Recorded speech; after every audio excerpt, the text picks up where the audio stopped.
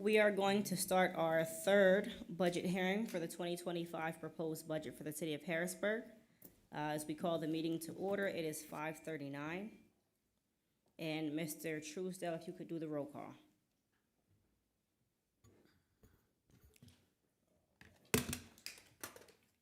Good start.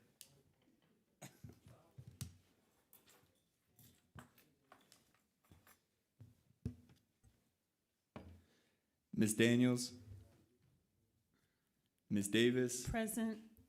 Ms. Green, Present. Mr. Jones, Here. Ms. Rolls, Present. Mr. Rodriguez, Ms. Bowers. Present. Thank you. I will note that Councilman Rodriguez is with us on Zoom. Looks like the first office that we will be speaking to is the Office of the City Controller.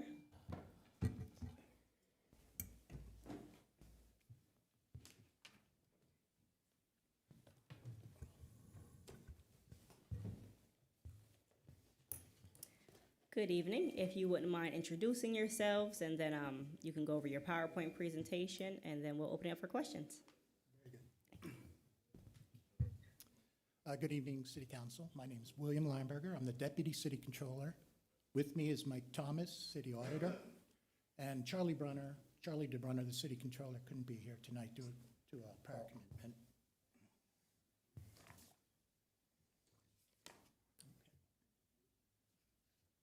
Departmental overview. The Office of the City Controller is an autonomous office of city government headed by the City Controller, an independently elected official. This office is responsible for the review and approval of all expenditures and obligations of the city. Performing the internal audit function requires that all purchase orders, warrants, contracts, and agreements be reviewed for compliance with third-class city code, other state laws, City of Harrisburg administrative policies, and city ordinances. The signature of the city controller is a legal requirement on all of the aforementioned documents. This office also issues monthly financial reports to the mayor and city council, which analyze revenue and expenditures for the budgeted funds. Significant budget changes. Please provide an explanation or justification for any line item that significantly increased or decreased compared to 2004. The Controller's Office 2025 requested budget for non-personnel related expenditures decreased by $2,250 by eliminating the office supplies line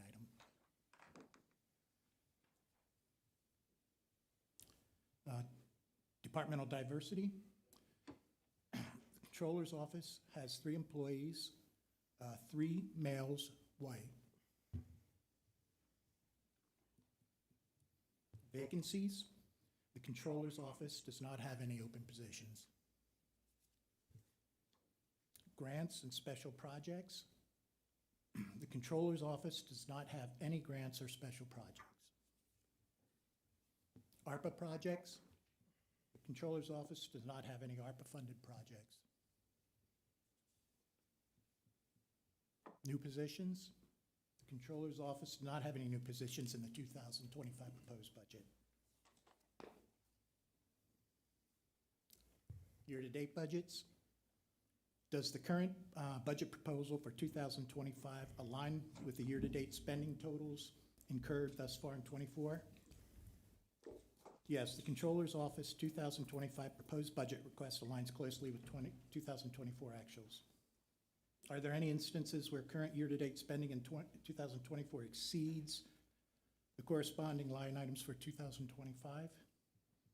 The Controller's Office does not expect any 2024 expenditures to exceed the 2025 proposed budget request. Roles exceeding 2% increases. The Controller's Office does not have any management salary increases in the 2025 requested budget that exceed 2%.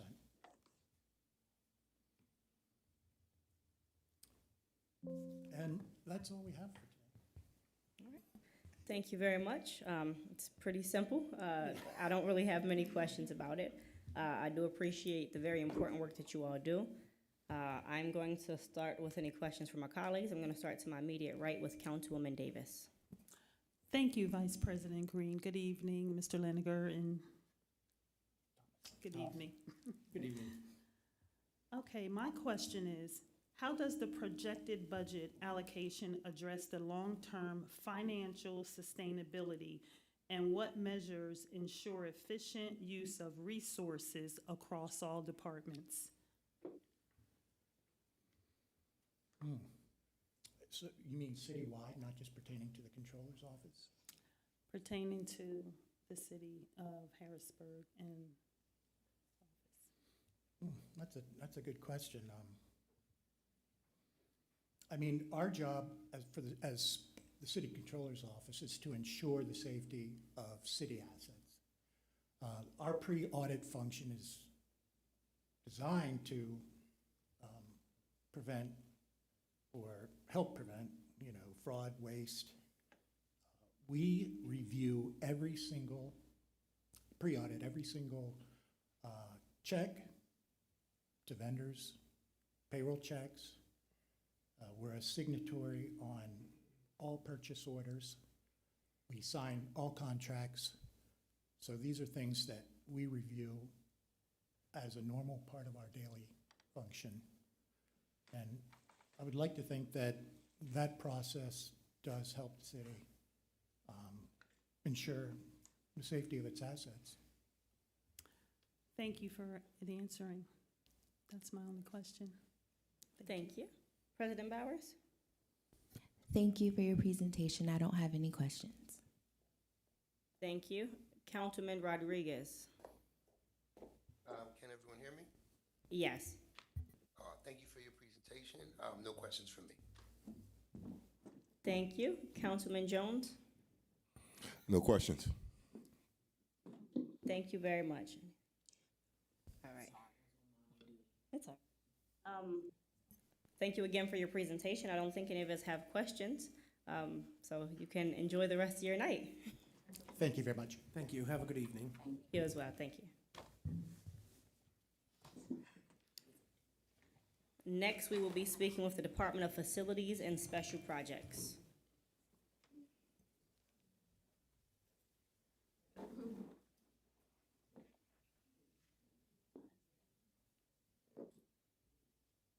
Is this a bad one?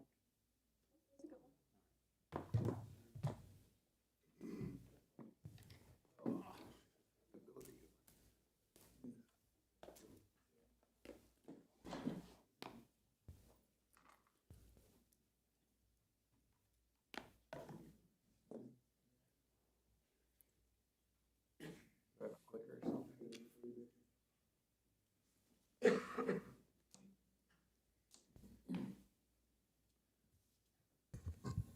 All right, good afternoon, City Council. My name is David Baker. I'm the Facilities Director for the City of Harrisburg.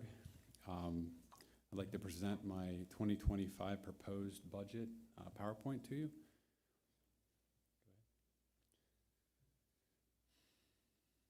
So one of the first questions we have are any significant budget increases or changes in general. The only area in the entire budget where we have a significant increase would be in miscellaneous contracted services. You can read what's on the screen there, but in a nutshell, the real reason why we need to increase this line item is so we can responsibly budget for what we've seen year after year to be an increasing need due to end-of-life equipment, past due and deferred maintenance throughout the entire city. So instead of coming to you for a budget reallocation mid-year, this is something that we would say, we know we're going to need it. We're just going to ask for it now instead. Next slide. So the next slide would be our diversity numbers.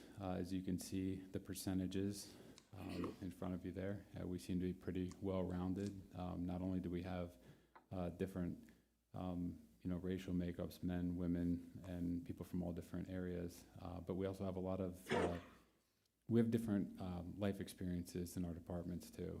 We have different age groups, you name it. So, I feel really good about our diversity, complement as of now. The vacancy portion, as you can see, we have no vacancies. So for grant funding and ARPA funding, you can see that the CDBG CV funded projects would be 7th and Radnor at Gorgas Playground, Riverfront Park, Reservoir Spray, I'm sorry, I'm getting tongue-tied. It would be Reservoir Park, Spray Alley, and then we have Wilson Park. As you can see here, that the design phase has been complete. You guys can see the estimated completion date of December 2025.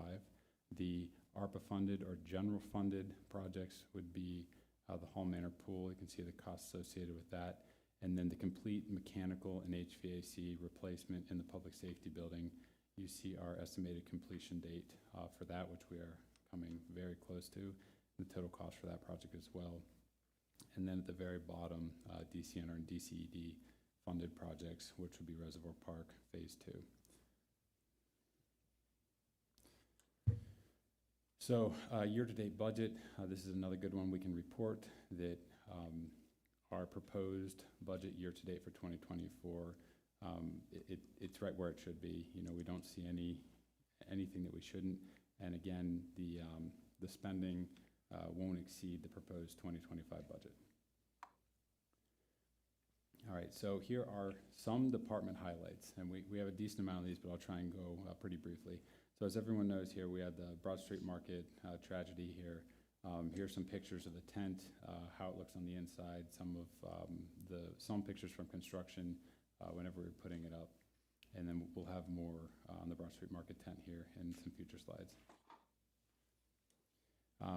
These pictures are some items that the in-house staff for the city did to further along the tent, and they saved a pretty significant amount of money.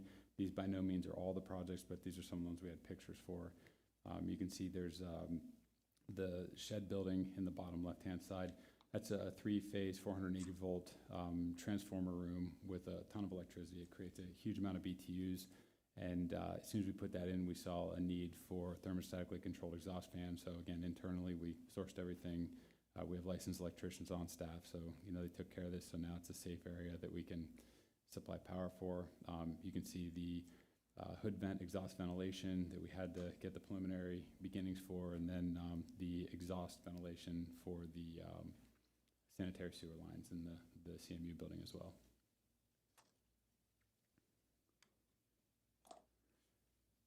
Here's some more Broad Street Market buildings whenever it came to the preliminary demolition for the market itself.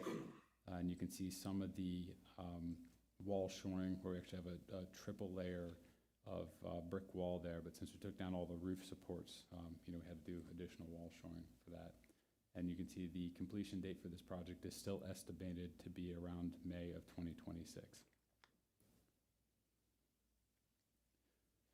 So next are the F&B Stadium project pictures. We just started that project. It's only been so many days. We've been actually doing construction out there. But again, you can see a few pictures from some of the potholing test pits and some small excavation, some internal plumbing. We're doing internal work inside of the stadium itself. And the estimated date for that is still September of 2025.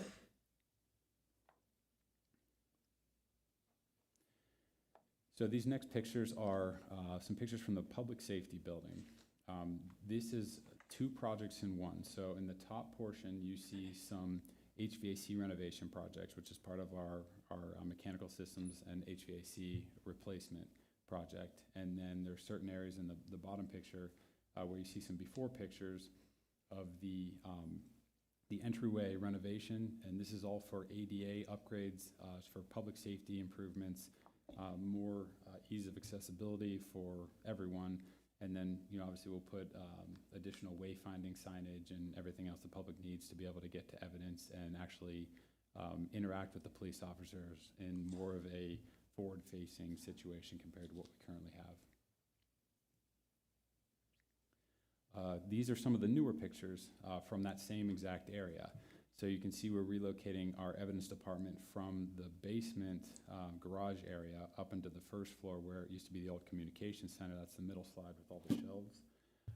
They'll have a small kitchenette area and an unused unused portion of the building that is right next to the old communications center. They'll have ADA bathrooms compared to what we had before, which weren't compliant. You see the elevators. This is more of a facade change for the elevators. And again, in the middle there, it's not complete yet, but as I said, we're coming pretty close to the end of this project. So there'll be wayfinding signage there, so the public can find where they need to be in an easy fashion. On the bottom left, there will be a bullet-resistant window there with what we're hoping to have a CSA posted out behind that window, so they're publicly facing instead of being, back in a room somewhere where no one can see them or hear them. They'll be out there for the public. They'll be able to help people, and that's our goal for this project.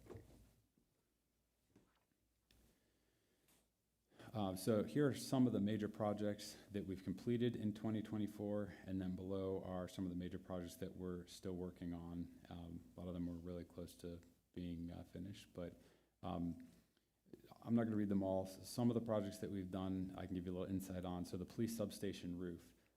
The police substation is only roughly around 5 to 6 years old. Unfortunately, the roof was absolutely at its end of life.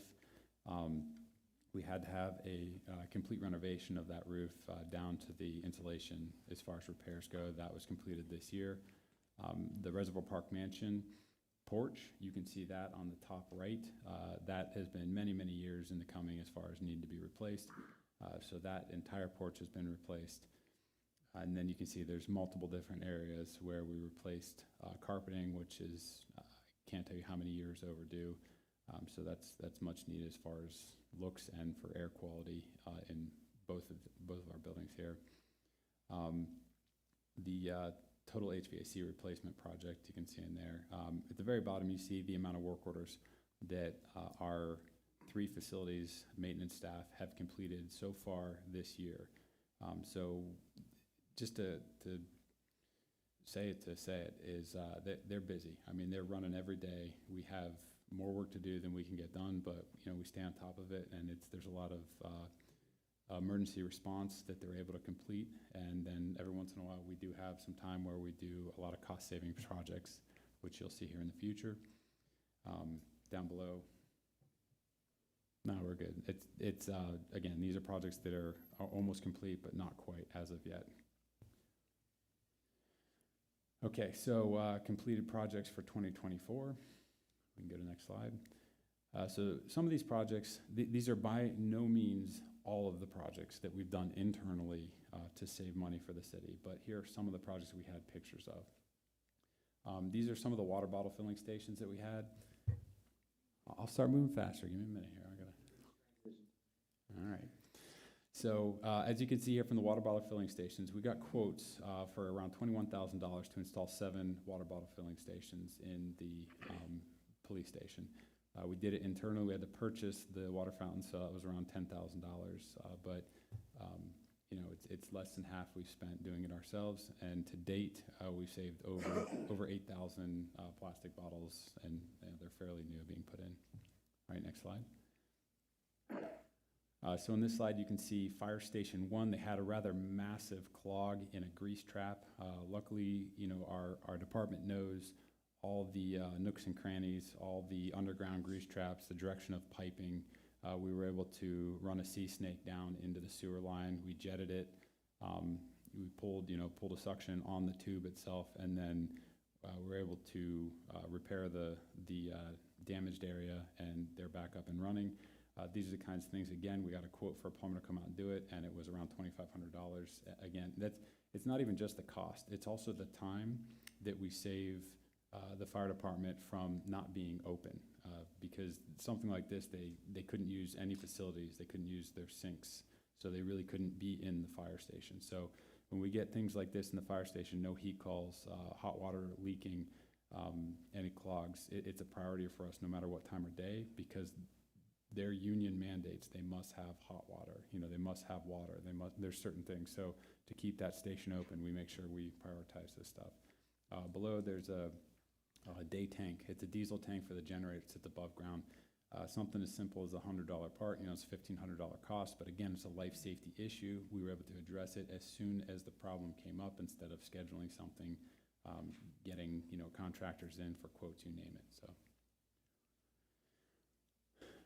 This next slide shows you one of the construction projects that they were able to do throughout the year. Police brought to our attention that they had additional space because my staff removed, I think it was 6 retrievers from the police records area.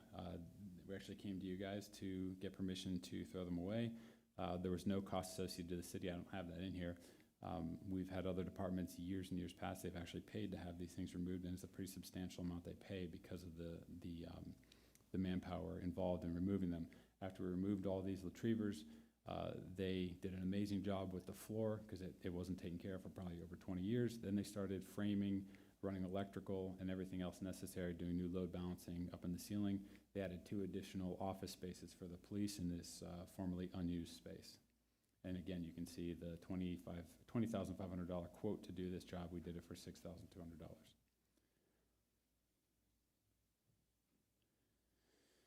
All right, this would be in the public safety building. This was a broken sewer line. I'll keep it short. You can see it's gross. We did it for $48 instead of $2,500. Down below is the Channel 20 news station. They wanted backdrops put in there. It's an amazing idea. I think Asher had it, so they do a lot of producing in there, and this was I think a vital piece of what they needed. So we did it in-house. You can see, we're about half price of what it would have cost if we would have outsourced it. This would be some pictures of a few light projects that we did, whether it be in holding cells, the police forensics parking area, overhead, the outdoor parking, or the police sign. But again, we had to run wires. We had outdated, sockets, wires, and fixtures. So everything was done in-house for a fairly substantial savings. Public Works, they had new lifts put in. We ran, high voltage power to the lifts and the roll-up garage doors. Again, you can see the substantial savings that we had doing it in-house instead of outsourcing. Here's a chart or a graph that will show you all the costs put together just from the slides. Like I said, by no means is all the projects that we've done. You can go to the next slide. The next slide will just show you everything all compiled together. So you can see, we spent a little over $20,000, and it would have been almost $70,000 for just the projects that we have in this PowerPoint. All right, so the performance matrix. So our goals for projects that we've worked on and are going to work on in 2025. Below you can see the projects. Again, you can read these. If you have any questions about any specifically, we can definitely go over them in the end. But most of these things are far, far surpass their life, and it's not whether we should do them. It's just which ones are prioritized first, so we can, keep functioning as a city here.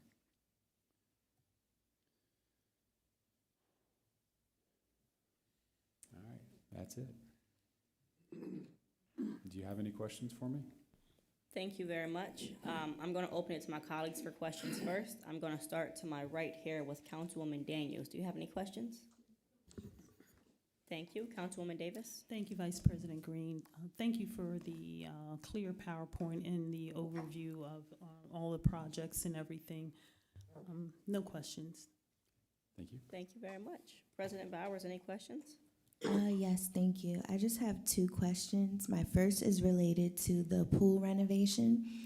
It seemed like there were updates for the other items you discussed with the general ARPA allocations, but you didn't share any updates there. I think the last time we had a public discussion around the pool, we were discussing a soil study in the area. So Yes. I wanted to know the status of that study and any other updates. So we are in the beginning stages of that study. We do have the request for proposal out there, and we do have, we're going to start moving forward with that shortly. As you know, you are an integral part of any sort of professional services that we'd be hiring. So when we get to that point, which will hopefully be very soon here, we will be bringing it back down to City Council for approval and moving forward with an outside firm to do the geological studies for this project. Thank you for that update. And then my second question is related to the Broad Street Market. It's my understanding that an internal design team or committee was assembled. Is that accurate? Yes, it is. Okay, and how many employees or who's involved? Who are the members? So we have internal members from a few different departments. We have external members that are consultants that focus on projects such as this, specifically. So we'll meet virtually typically because we're, from all over the place, and then they'll kind of go over in broad strokes in the direction that they, think we should be moving as far as, what design layouts, because we're in the design phase right now. So they're just doing very, very preliminary designs.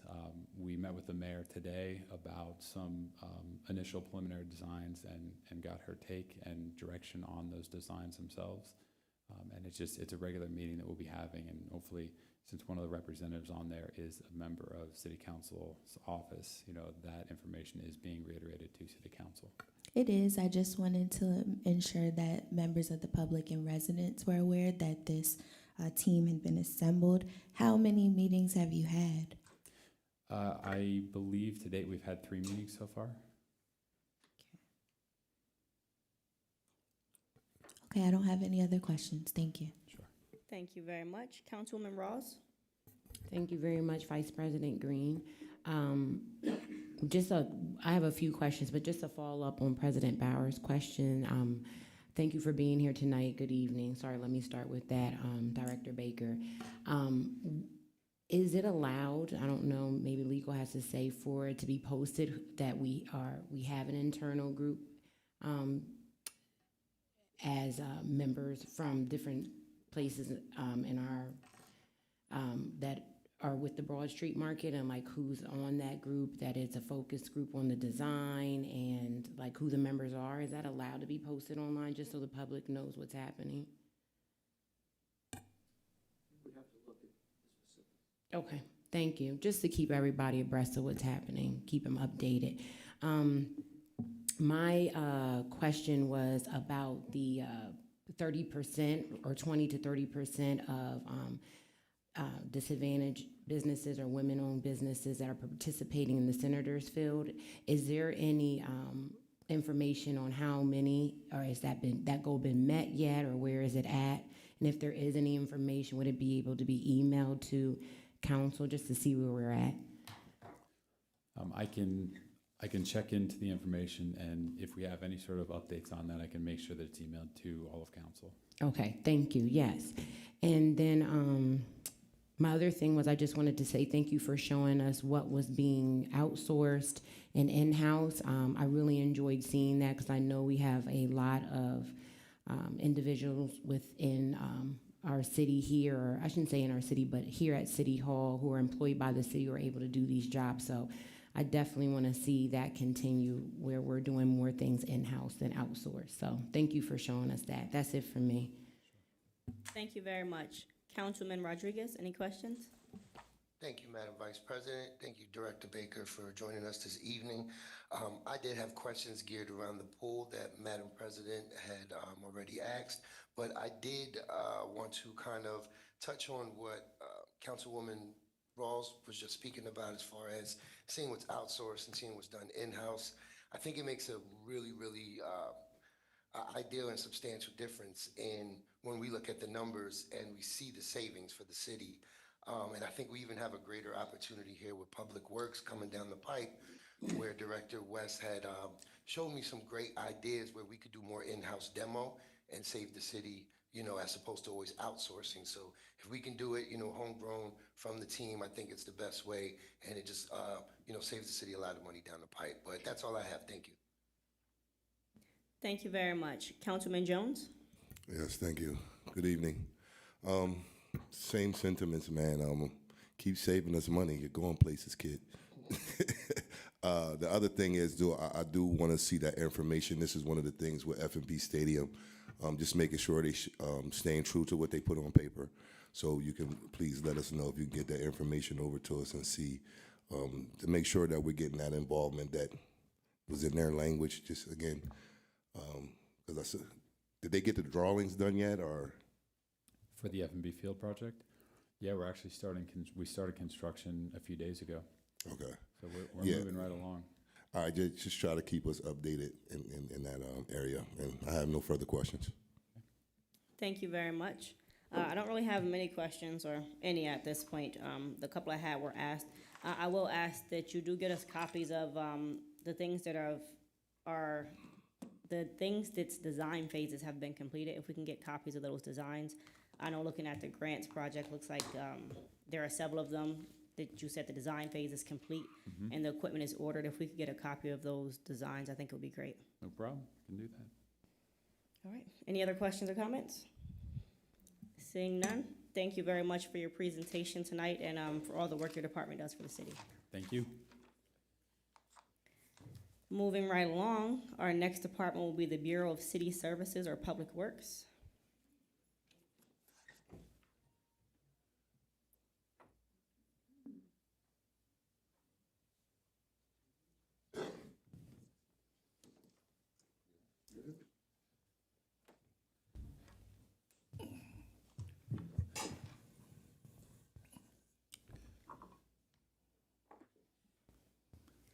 Good.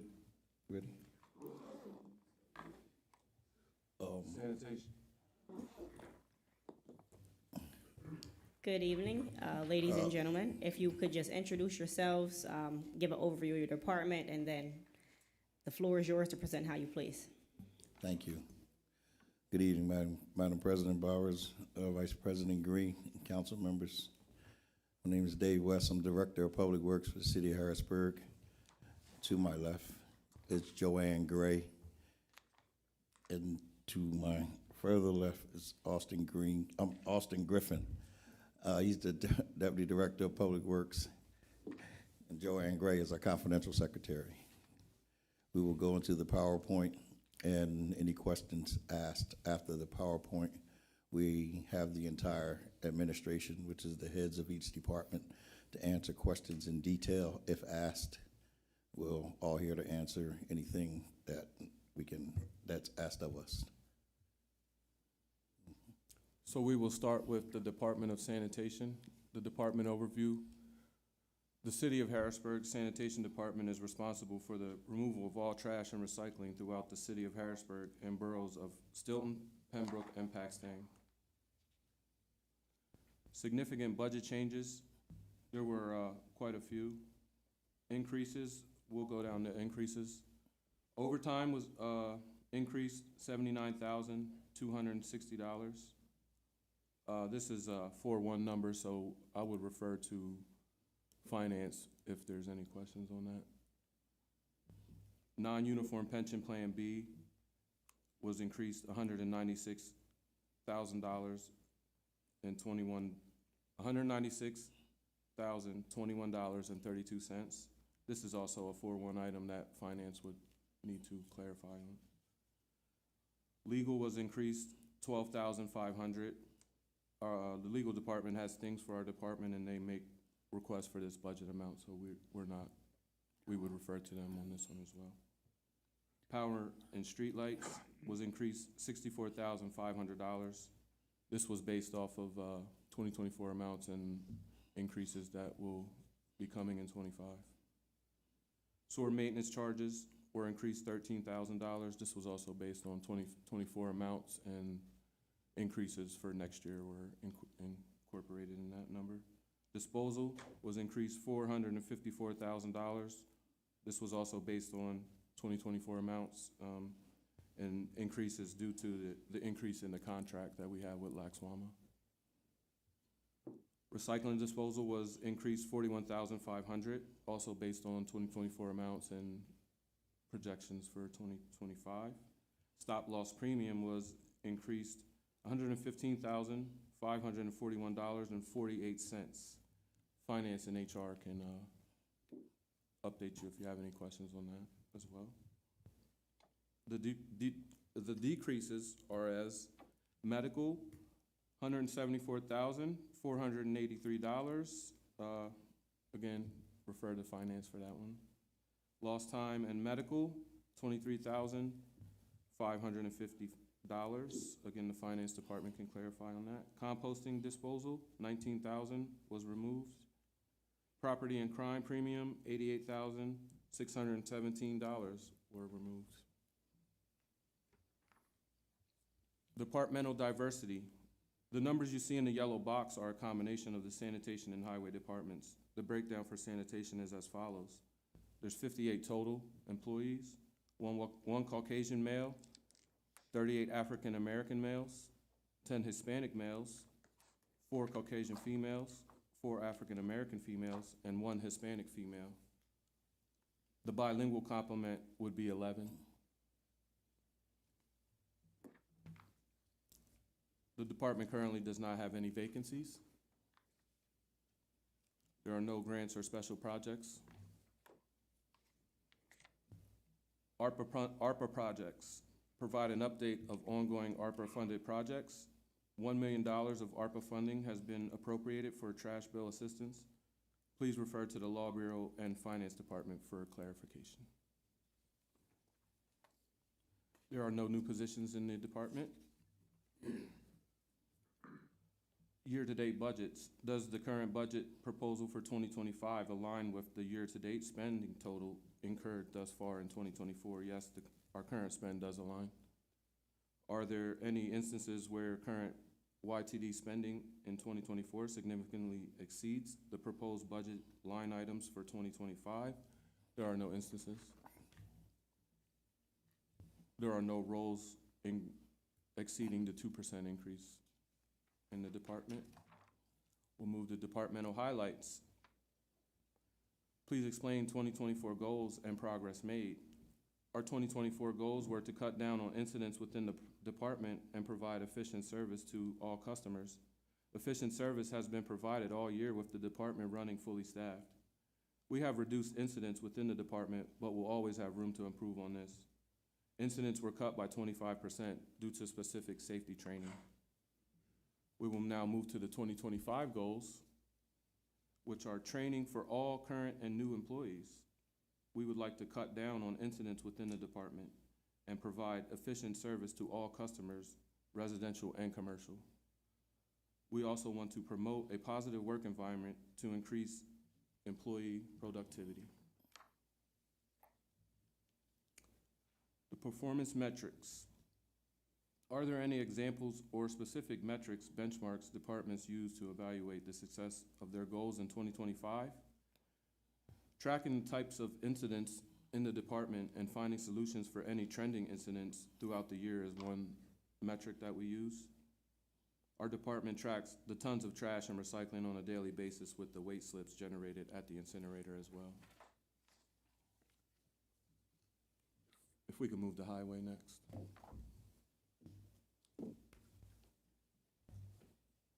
Excuse me, Council, would you like to ask questions per department? Yes, we'll ask Hold them after each presentation. So I'm going to start with our Public Works Chair, Councilman Rodriguez. Thank you, Madam Vice President. Thank you, team, for joining us this evening. I'm pretty familiar with what's being presented, so I have no questions at this present time. Thank you. Councilwoman Rawls. Good evening. Thank you all for being here tonight. I don't have any questions. President Bowers. I just have one question related to the 2025 goals to cut down on incidents within the department. Can somebody clarify what you mean by that? Okay, we, throughout the year in the sanitation department, we have incidents and various incidents with our trash trucks, with our communication, with residents and business owners, and we will continue in training to increase the communication and also to have different trainings for our trash truck drivers and our laborers. So we just want to continue to get better and learn from everything that we go through, that it doesn't continue to happen within the department. Thank you for clarifying. Thank you. Councilwoman Davis? Thank you, Vice President Green. Thank you for being here this evening, everyone. I want to commend you, first of all, for the service that you are doing out in the community. Thank you. I know that there have been times when the workers have missed, say, the recycle in some neighborhoods, maybe one or two. And then whenever you guys are called back, you come pretty quickly to, make that correction. So, and there's other examples that I know of personally in the community. So I just want to thank you for your efficiency there. The one question I have is in regards to the decreases under property and crime premium. Can you give us a little bit of background on that statistic? That statistic would have to come from the finance department. Okay. They have the details to that statistic. Are they here or?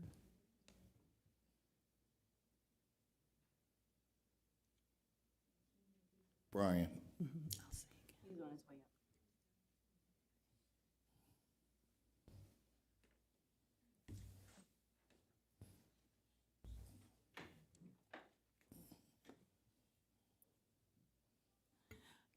Good evening. Did you hear the question? I'll repeat it. Quite honestly, could you repeat it for me, please? Yes. Yes, thank you. Okay, my question is, in reference to the decreases, include same as sanitation, this is under your significant budget changes, the property and crime premium. Can you explain that statistic, please? Yes, Numbers. gladly. Again, Brian McCutcheon, accounting manager. That relates to when the city renews its various insurance coverages. Last year at this time, related to Broad Street Market, the city incurred a huge premium increase in its property insurance, better part of $1.6 million. And we just went through recently in October our renewal for the next coverage period. So a big drop. Instead of 1.6, the property premium went down to $850,000. So with that in mind, we allocate, neighborhood services picks up some of that through an allocation process we go through looking at expenses. So even though there's an expense there, it's dramatically down from the prior year because of that decrease in property coverage, the decrease in the premium, that is. Okay, I understand. So the premium is actually 88,000. Approximately 850,000. It fell by almost 50%. Last year at this time, we were facing a premium that was approximately 1.6 million. And that was attributed to what happened with Broad Street Market, and also there was damage here in City Government Center. It all happened, it was all contained within 2023. I'm looking at the property and crime premium. I'm looking at, I'm not sure what this number is. It's 88, and then there's a comma, 61.00. I don't understand. I think they drafted that to say the decrease in that line, in that expense account, is it's falling by $88,617. Does that? Okay. Excuse me, It's just a Council. little confusing the way it's written there, the That- number. Yeah, I know.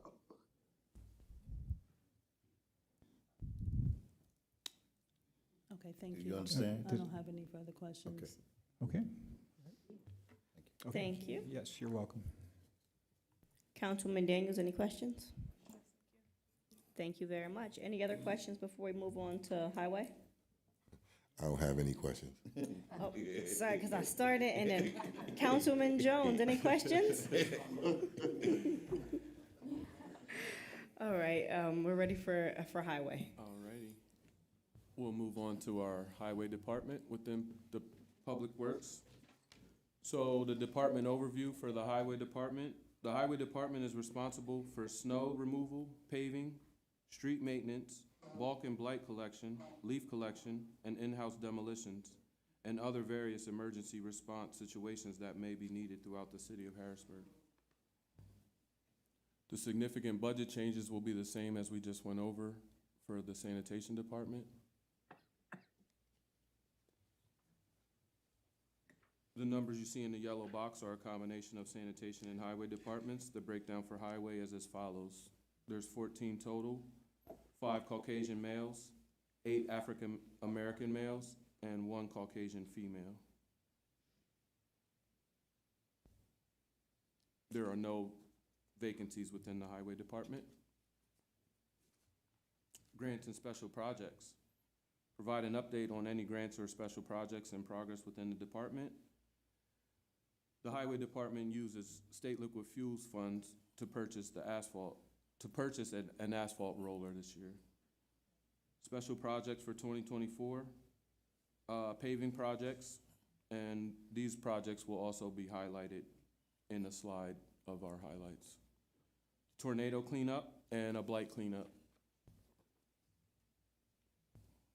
ARPA projects, provide an update of ongoing ARPA-funded projects.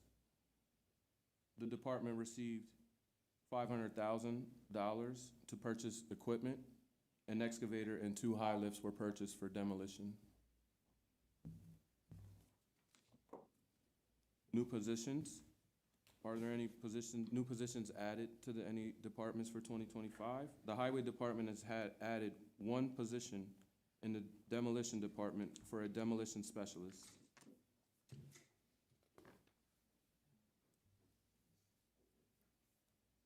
Year-to-date budgets. Does the current budget proposal for 2025 align with the YTD spending totals incurred thus far in 2024? Yes, the current spending does align.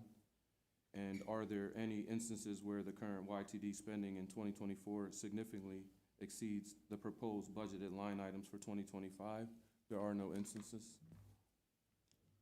There are no increases exceeding 2%. And we will now go through the highlights of the department.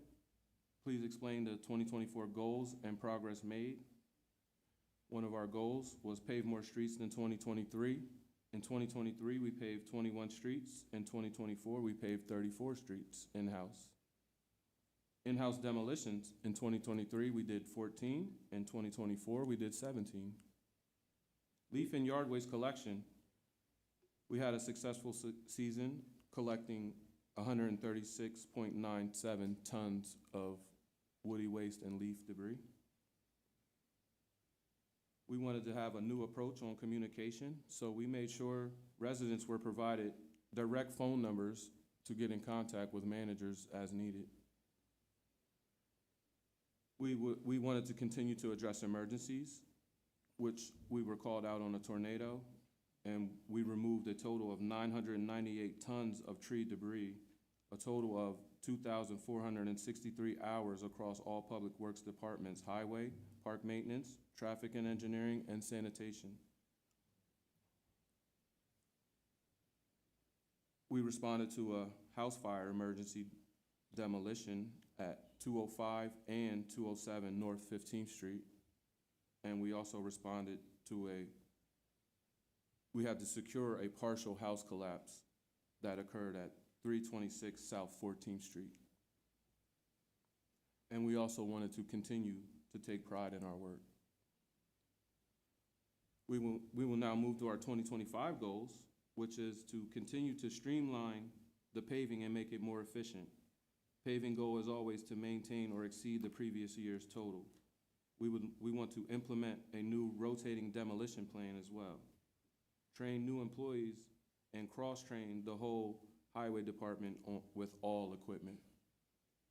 Continue to have successful snow removal seasons. Continue to have successful leaf collection seasons. Continue to successfully address emergencies as they arise throughout the city of Harrisburg. Performance metrics. Are there any examples or specific metrics, benchmarks departments use to evaluate the success of their goals in 2025? The Highway Department evaluates our goals on a month-to-month basis. The dynamic nature of the department requires these flexible benchmarks based on emergencies that arise that have to be addressed right away. Scheduled projects are evaluated on completion time and completion hours. These benchmarks are used every year. The Highway Department uses weekly reports to track all of our results. Thank you very much. I'm going to open it up for questions. I'm going to start where I ended with Councilman Jones. Present. This looks pretty good, gentlemen, ladies. No questions. Thank you. Thank you. Councilman Rodriguez. Thank you. Great presentation, Austin, as usual. Everything looks as is. I'm pretty familiar with the work. The only thing I did not see, and it's probably not in this department, is the highlights from Hotspot Saturdays. And that was pretty substantial, being over 150 tons, pretty much volunteer and student-led. And Mr. John, I see him in the back. Thank you for all your help with that, making sure those trucks and those loaders were there on time with the staff. So, I just wanted to highlight that and congratulate the department for their work this year with the Hotspot Saturdays initiative. May I respond? We apologize, Councilmember Rodriguez, on behalf of the Public Works Department. That should have been entered in our slides, and it was an oversight. I apologize. Oh, no worries, no worries, no worries. Thank you. I know you guys mean well. Thank you. Thank you. Councilwoman Rawls. Thank you. I don't have any questions. I just want to say thank you for the help that you gave my neighborhood. That was one of the neighborhoods hit the hardest from the tornado. You all showed up.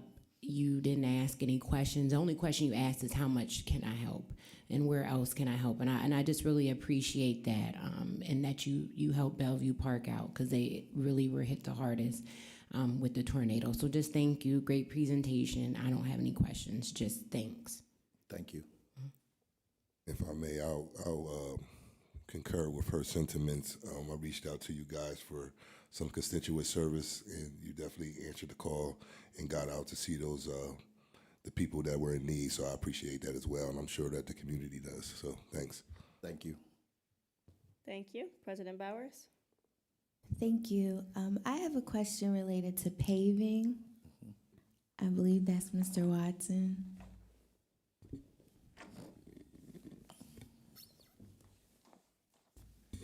Yes, good evening. Good evening. So I'll start with the numbers for 2023 and 2024, and then the goal for 2025 is just to maintain or exceed the previous year's total. Do you ever have like a number in mind that's a target, or you just, if you get to 35, we're good? So what I did was, as our paving streamlines more, I have to take my hat off to the employees in the highway department. As training goes on, they get better and better. So to exceed the previous year's goals is always there, because once they get better, like this year, we worked on paving, and then at the end of the season, we sealed all of the streets. Well, the reason why I put maintain or exceed is we're gonna implement a new plan, which is sealing the streets right after we get done paving. Okay. So that's why I put that down, to try to complete the street so we don't have to go back and close the road off a second time. And can you share the tight window the paving season includes, just for edification for members of the public and residents? So we'll say from May to October 31st, Okay, technically. okay, And we do exceed that sometimes, maybe into like the first week in November, weather permitting. But the general paving season is May through October. okay. And how can someone inquire about their street or a street near them that they feel may require some paving? Just reach out to Public Works. Okay. Reach out to me, my phone number, and I'll come view the street, and usually we'll take care of it. Okay. I'm asking because I reached out on behalf of a resident who was unsuccessful in communicating with Public Works. So that's why I wanted to know. And then in turn, there was some delay in gaining a response. When I called and I emailed. When I called, I guess the assistant answered the phone and was we were going back and forth about the location of the street, and she was trying to tell me that the street was not in the city of Harrisburg. So as you can imagine, I was very frustrated, and I can see how residents would easily be deterred, like who's calling on numerous times, then someone's going back and forth with you about the location of a street that's clearly in the city, and then no response via email. So that's why I wanted to clarify the point of contact and inform whoever I spoke with that Johnson Street is in the city. So. Yes, I do remember that. I did go out and I did view the street, and I did talk to the young lady. Okay. Or the lady. Yes. And I did mention to her that I will put her street on. Okay. And I do apologize for whoever answered the phone. We will correct that and make sure that if anything comes into the city regarding paving, that it's just transferred to me or either my number is given. So Okay. I apologize for that. Okay. Well, thank you very much for clarifying. I don't have any other questions. May I? Yes. For the record, that employee no longer works for the city of Harrisburg, has been replaced, and we will be Well, up on that. okay. Well, thank you. Was that a 6:34 night that happened? Okay. So we will improve in that area. Okay. Thank you. You're welcome. Yes. Mr. Watson, yesterday, and I apologize, sir, if he's watching tonight, I forgot his name, but I will reach out to you about, it's regarding paving an alley off of Sylvan Terrace. He's been down here several times, and he emailed me, and I got back to him right away, and then I didn't follow up with him, but he was down here last night. So I'll go back through my emails and try to make that connection. Okay. Thank you. And if I believe I know that resident also, I did speak with him. If that's the alleyway behind Mulberry Street. Yeah, yes, and exactly. And there's some discrepancies on the right of way. Yes. I did mention to him that his street will be on the 2025 paving list as well. Great, but I guess we can just email. Yes. All right, thanks. Yes. Councilwoman Ross? Yes, Mr. Watson, while you're here, and I just have one question, and good evening. President Bowers made me think of just a small concern. Who is in charge of the online, like for the potholes? I think you can like go online and fill out where you think a pothole is. I know I filled out something online, but I never got like a response, like a follow-up for 22nd and Chestnut. Like that little alleyway, there were a lot of like little potholes and like going up the side of the sidewalk, but that you could easily hit with your car. So I had filled out like a pothole inquiry online on our website, but I never heard anything. So I was just wondering, like, what is the steps for that? Like after you fill it out, what should I expect as a resident? So I was just, while you were here, I was just wondering if you had an information on that. I believe that is a 311 informational Okay. Process. Okay. I do say it may not be perfect at times. I don't receive a lot of the requests, but after what you mentioned, and we will look into that procedure. Okay, yes, I'll please. do that more, yes. And any way I can help with it, let me know. I just knew I didn't get any information. So if I didn't, there could have been other residents who may not have. Okay. Thank you. May I respond? Yeah. Okay. Councilwoman Ross, we were having that issue with the 311 online being received from Public Works. And we had a meeting and we addressed that to be responded to so it can get back to 311 so they have the information of the response as well as ourselves, so that wouldn't happen any longer. Because what we used to do, we used to receive the online information, address the issue, but we didn't get back to the 311 individuals who are out front to respond to them, let them know that that was taken care of. That was the gap that we closed with that situation. Okay, thank you. Thank you for the explanation and clarification. That was it for me. Thank you. Councilwoman Davis. Thank you, Vice President Green.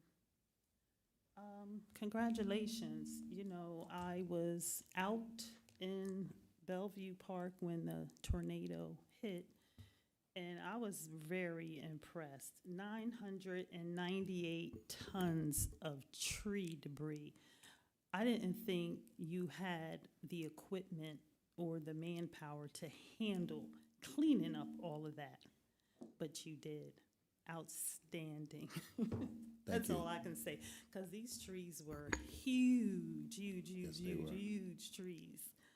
And then the other thing is, I want to also thank you for responding to the citizen that contacted me with concerns about their street. And you was, Mr. West, Director West was able to go there right away and address the situation. And you assured me that it would be taken care of. And so the resident was happy to hear a response so quickly from you. So thank you again. Thank you for all you do.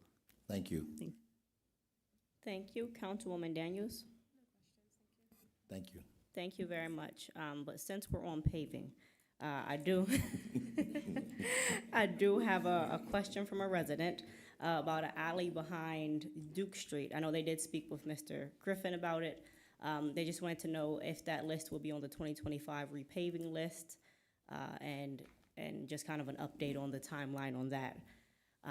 And then also, I'm always going to put this plug in every year until it's done. Sycamore Street. Next year?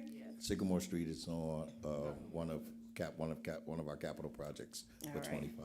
I am very excited to hear that. I've been advocating for it for a long time. My car will appreciate it along with many other cars. So is Berry Hill Street. Our cars. Yes, ma'am. Yes, all our cars will Yes, very much ours. appreciate it. I think that's all the questions that I have. I do want to say, I mean, you guys still have a lot more presentations to go, but thank you all for the work you do. You're a very forward-facing department that a lot of people don't realize is a forward-facing department, but you interact with our residents every day of the week and various different points in their lives. And so I appreciate you guys, because I know sometimes you get the brunt of their frustration, you know, when they catch you out there, because they don't always get to interact with city employees. And so you might hear about things that have nothing to do with your department, but you guys always handle it graciously and make for sure that the information is relayed. So I do want to say thank you, even though I know you still have a lot more to do. Just wanted to get that out there. Thank you. Thank you. Sustainability next, please.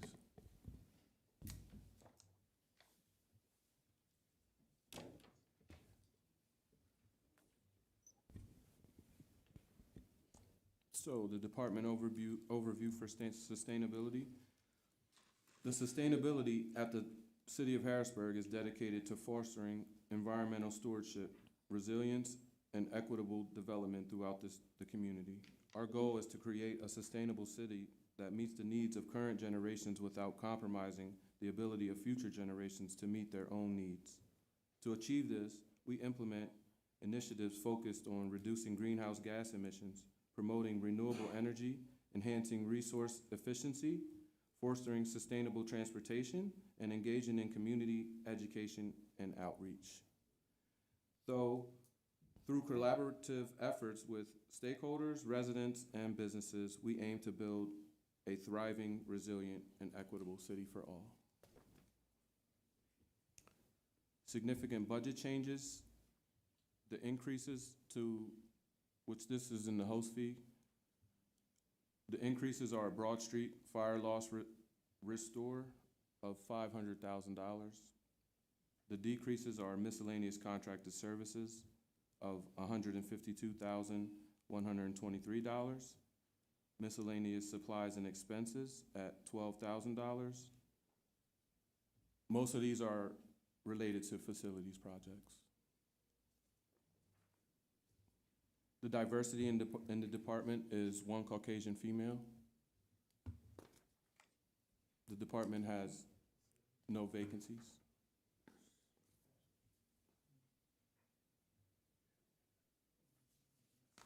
Oh, that's good. So I want to introduce our new sustainability coordinator, Madeline Good. Hi, I'm Madeline. Sorry. No, it's all right. It's your first time. Hi, I'm Madeline. I'm the new sustainability. Sorry. Hi, I'm Madeline. I'm the new sustainability coordinator. I've been here just for a couple weeks now, but I'm really looking forward to what I can accomplish and learn in this position. Thank you. So we'll move on to the grants and special projects. Provide an update on any grants or special projects in progress within each department. A 902 recycling grant, we applied for this grant to acquire a new leaf truck. This truck is particularly useful as it is small enough to navigate city alleyways and does not require a commercial driver's license, allowing more employees to operate it effectively. The grant was awarded for $200,000. A 904 renewal application for grant was also done. We applied to enhance recycling operations supporting ongoing sustainability initiatives in Harrisburg. We're still waiting to hear back from the grant on that one. Energy efficiency and conservation block grant, we secured $120,000 for installing solar energy at Fire Station 1. This project aims to enhance energy efficiency and sustainability within the community. There are no ARPA-funded projects and no new positions. The year-to-date budget, does the current budget proposal for 2025 align with the YTD spending totals incurred thus far in 2024? Yes, the spending does align. Are there any instances where the current YTD spending in 2024 significantly exceeds the proposed budgeted line items for 2025? There are no instances. Roles exceeding 2%, there are none. We'll move to departmental highlights. So please explain 2024 goals and progress made. Greenhouse gas inventory and climate action plan. We collaborated with Johns Hopkins University to complete internal and community greenhouse gas inventories. Quantified the city's greenhouse gas emissions, laying the groundwork for a comprehensive climate action plan. Progressed to seeking grant funding for the implementation of this climate action plan. Our 2025 goals are to continue to engage with kids on sustainability through education and community events, working towards renewing Harrisburg's sustainable community certification. A climate action plan for the city will be created in partnership with Penn State rather than Johns Hopkins. And we don't have any performance metrics for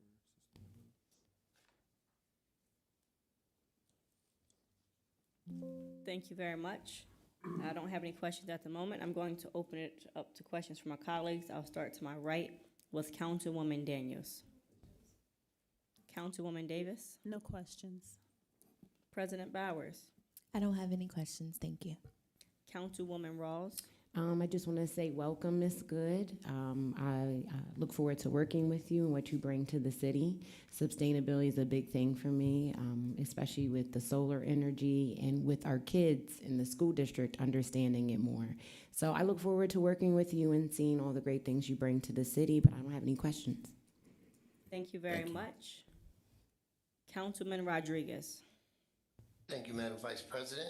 And yes, welcome is good, and I look forward to working with you. I was working with the former sustainability coordinator. We had a few things going on, so I look forward to meeting with you soon. And Director West, if you get a moment, can you have Veronica reach out to me whenever she gets a moment? I just want to ask her some questions that a resident inquired about. But thank you.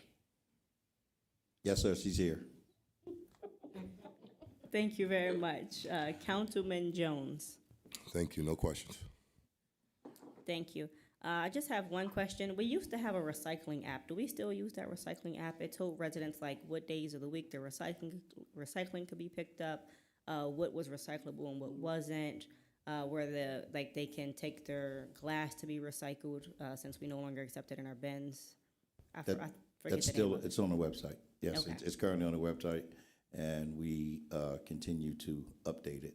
Okay, thank you very much. Any other questions or comments?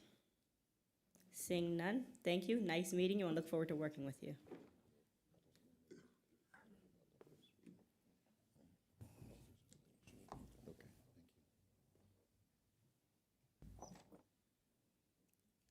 I think the agenda shows us switching to parks, but can we stay with, Since it's all of your department, you guys can present how you please. okay, thank you. Thank you. Can we move to vehicle maintenance?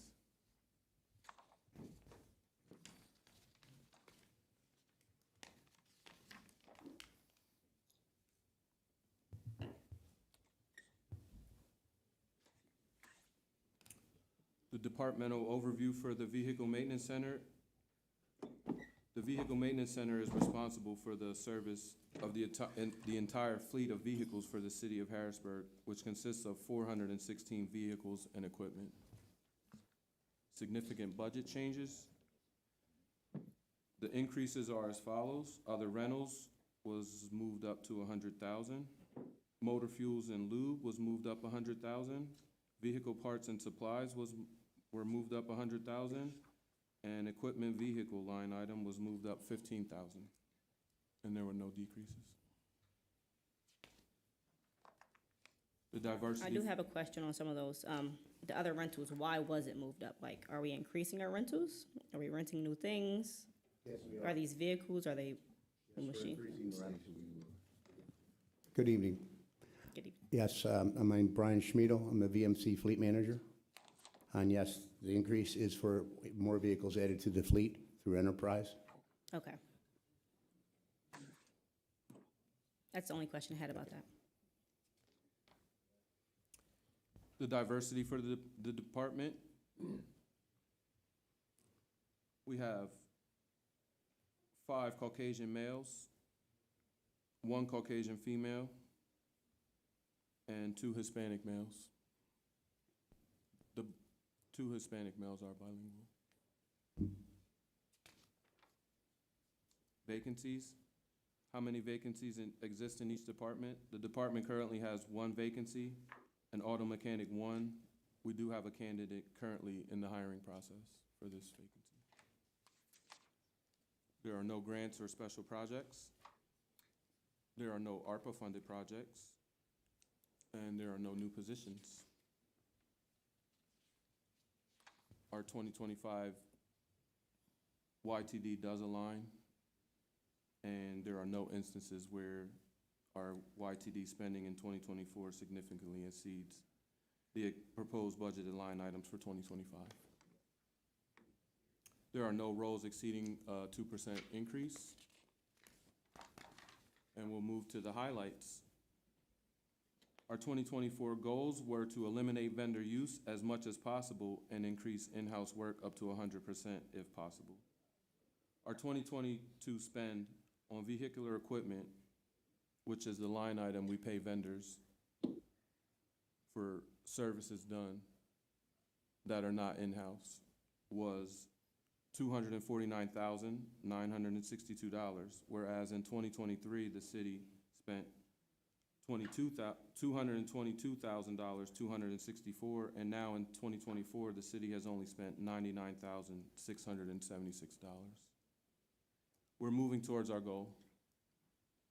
Progress in 2024, we installed a new garage door. We're painting the VMC shop, new equipment to help the mechanics do their jobs better, and the selling of old vehicles and old parts, which in 2024, we received $86,631.10, and in 2023, we received $172,495.70. In 2024, VMC also received a check for $69,835 from unclaimed checks from vehicles that were sold in 2020. And our 2025 goal is to continue to save the city money by doing a lot of work in-house and improve on technological advancements in the vehicle repair industry. The performance matrix, an example would be the department is working through Munis with every aspect of a vehicle repair. This means from the creation of a work order to the mechanic finishing a repair. The entire process is tracked in Munis. We also put up walls in our parts room to keep inventory regulated. Thank you very much. I'm going to open up to my colleagues for questions, starting to my far left with Councilman Jones. Thank you again. No questions. Thank you. Councilman Rodriguez. No questions for me. Thank you. Thank you. Thank you very much.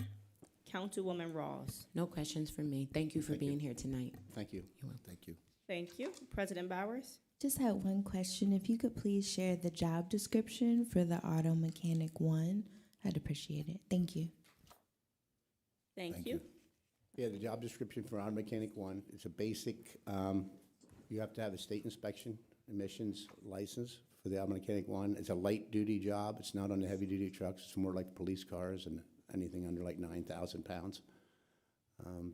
Monday through Friday, 7 to 3:30. Uniforms provided. It's just a basic mechanic job, basic mechanics, basic knowledge. We'll send a copy.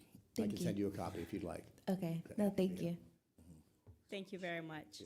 Councilwoman Davis No questions. and Thank you. Councilwoman Daniels. Thank you. Thank you.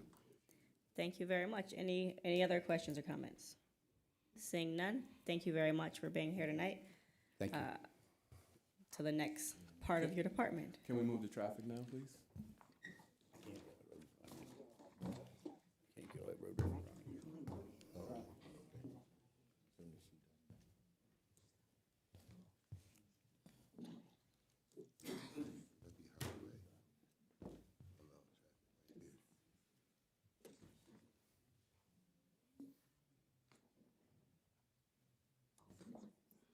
I see it, yeah. Shoot. I got it up.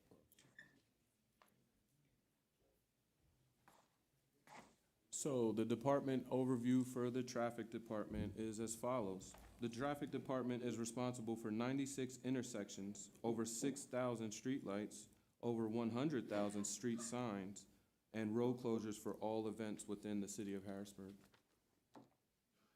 Significant budget changes.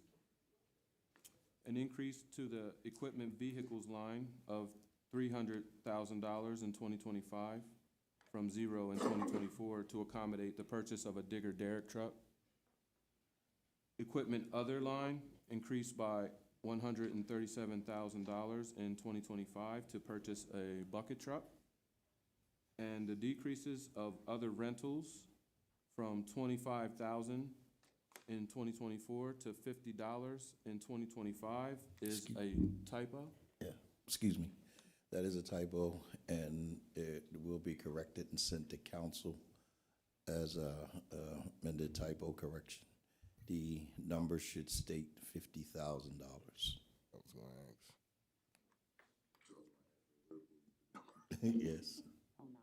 There was also one too at that 188,617,032 on one of the lines. It came up to 88,061.832. So you just missed a 7 on that one too. So Yes, that's correct. Thank you, Councilman.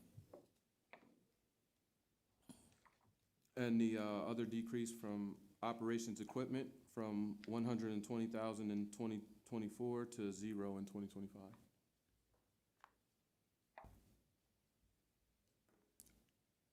Departmental diversity. The numbers you see in the yellow box are a combination of the traffic and engineering department. The breakdown for traffic is as follows. There are 9 positions total, 1 Hispanic female, 3 African American males, 1 Hispanic male, and 4 Caucasian males, with 1 being bilingual. There are no current vacancies in the traffic department. Grants and special projects will be mentioned in the engineering portion. There are currently no ARPA-funded projects. There are no new positions. And the current budget does align with the YTD spending totals for 2024? And are there any instances where the current YTD spending in 2024 significantly exceeds the proposed budget to line items for 2025? The answer is no to that. Roles exceeding 2%. What are the reasons and justification for roles and salary increases exceeding 2%? Veronica Lefevre has taken on more responsibility in her role as the traffic manager. The traffic department now handles all events that go on in the city. She is a certified electrician who can consult for the city on projects as well, and is called out to all emergency calls in case there's traffic control needed. Departmental highlights. We'll explain our 2024 goals. To maintain all traffic signals throughout the city. This was done successfully throughout the year. Repair street lights in Bellevue. These were all repaired. Troubleshoot problems with the street lights on Front Street. Figured out the problems and need to budget money to make the repairs. Repaired lights at the Reservoir Park and Italian Lake as well. 2025 goals. Maintain all traffic signals throughout the city. Continue to update street signs and street lights throughout the city. Performance metrics. We do weekly reporting is done to track all work done in the department, and performance is also measured on response times to emergencies. Thank you very much. I'll open it up for questions. I'll start to my far right with Councilwoman Daniels. Councilwoman Davis. Thank you, Vice President Green. Okay, so you're gonna update all the street signs in the city. Eventually. Is that right? Eventually. How many, have we updated any this year? Yes, I sent those numbers, I don't remember offhand, but we've probably done close to 2,000 signs already this year. Can you send that information to us Yes. then? Okay. There are a lot of Our fourth streets. quarter report will have the total for the year as well, too. Okay. That's coming up. I'm glad to hear that because there are a lot of streets in our city that need signs. 90% of the signs are not up to date. Thank you. No other questions. Thank you. President Bowers. I just have one question about the street lights. So I know there was the increase in the budget, but about how many do you think will be either repaired or replaced through this budget? Through 2024? Mm-hmm. We've done quite a few of those. Those will be on the fourth quarter report also. Okay, So well, I we look have all forward those. to. Yes, we have Just all those curious. numbers in the fourth quarter report. Okay, those quarterly reports are helpful, aren't they? Very much so, very much. And if you need the information before the fourth quarter report, we can send it to council. Right, I have it broke down into weekly, and then so I compile it into a month, and then we do the quarter. So I have all that if you guys want it before then. Just curious, but I look forward to reading the fourth quarterly report. They are available online since we don't have a public dialogue about them anymore. So I did want to note that in those, there's paving updates where residents can learn if their street is included and will know about the street lights and street signs. So thank you. Thank you. Thank you. Councilwoman Ross. Thank you. Good evening. Thank you for being here. Veronica, you do so much. So I just appreciate anytime I tell you there's some Christmas lights going on, or if I can't find you, but I see you and say something, you're always very helpful. So no, thank you very much. I do miss having an open dialogue with the directors with our quarterly reports, so I will say that. But they are online, like President Bowers said. But thank you all, and thank you for being here tonight. Thank you. Mm-hmm. Thank you. Councilman Rodriguez. Thank you, Madam Vice President. I have no questions. Veronica, when you get a second, can you just reach out to me offline, just regarding a resident's concern? Thank you. Councilman Jones. Yeah, thank you. I really don't have any questions. Just one thing that that's not, I mean, for the 2% that was above the 2% increase, can you give me what that percentage is? the percentage of, increase for Ms. LaFever? if I'm not mistaken, I think it's 4%. Okay. Thank you. That's it. Thank you very much. Any other questions or comments? Seeing none, thank you for being here tonight, and we're ready for the next portion. Can we move to engineering, please?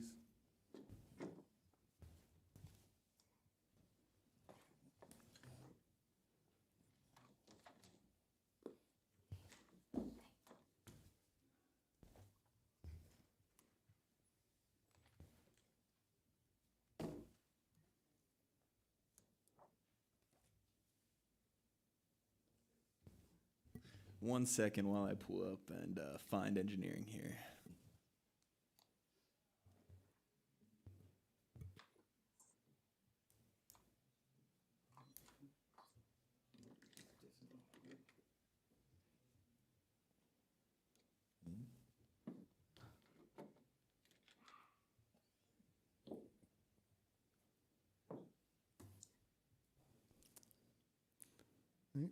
Good evening, Council. My name is Joel Siders, the city engineer. I'll be giving the update on engineering.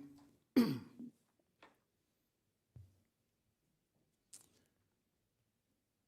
Department of Engineering provides professional engineering services for the maintenance of the city streets, bridges, and everything in the right-of-way. We ensure the construction of city streets are in accordance with city ordinances, state laws, and sound engineering practices. We manage capital improvement projects, and we develop projects to increase safety throughout the city. So similarly to the previous presentation, this yellow box includes traffic and engineering. Within the Department of Engineering, we have 5 positions, 1 white female and 4 white males. There are currently no vacancies in our department, and we have no new positions requested for 2025. We also have no positions within the department that will have greater than the 2% increase. Currently have no ARPA-funded projects. So for our 2025 budget, it kind of looks like we have a significant decrease. However, I would like to note that in 2024, our budget was $250,000. To 2025, we're requesting $255,000. We had a increase in our allotment in 2024 to $330,000 due to various factors. One being our consulting, a previous consulting engineering contract ran out. A new one was awarded, and that full amount was then encumbered. This is a full multi-year contract, and we encumbered all the money up front, which is kind of why we needed a higher amount than what was allocated in the original budget. We also had 2, I'm going to say emergencies, but 2 grant projects that came up that we either needed to start this year or have finished by the end of the year, which would be a safety study on 17th Street as well as her street safety improvements. And both of those were outside the scope of the new engineering contract, and we had to increase their budget that they had accounted for for them to be able to do the work. Our year-to-date budgets, we are both in line and no overages. So why do we need consulting engineering services? We need professional engineering services to help us design projects that ensure the city maintains a list of potential projects to help with budgeting as well as safety improvements. A lot of these capital improvement projects require a match due to the grant requirements. The design services are eligible towards that match, so it's either we pay it in consulting or construction. Also, we also have some construction inspection services, and these are needed to ensure all large projects meet the requirements set by the city and design plans. And with only 5 members, we just do not have the full-time staff to handle these large capital projects in-house.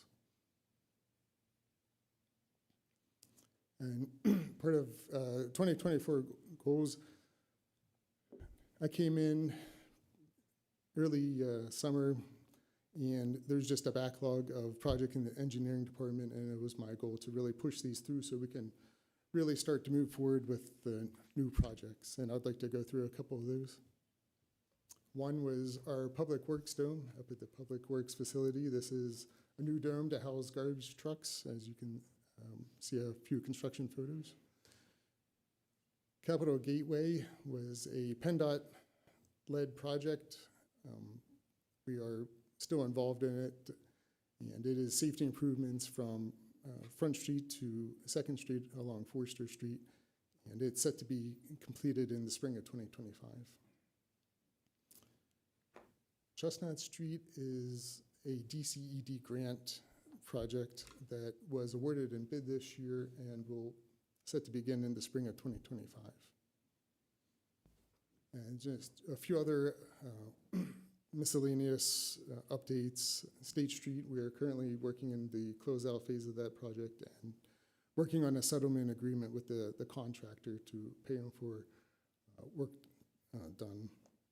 And then 17th Street, as I mentioned before, was a traffic study funded by a grant from Representative Madsen, and that was along 17th Street from Walnut Street to Brookwood Street. And 2025 goals would be to kind of really move the city forward. Could please. One is our new Vision Zero plan. If you, anyone in the audience watching, please scan the QR code to take you to a survey that we will then use that information to help develop future projects throughout the city. We really want to hear everyone's input on this. And we're also going to hold a public meeting at the Public Works Building on January 30th of next year. Some of the other capital projects, we have a complete repaving and curb ramp upgrades along Sycamore Street from 13th to 19th.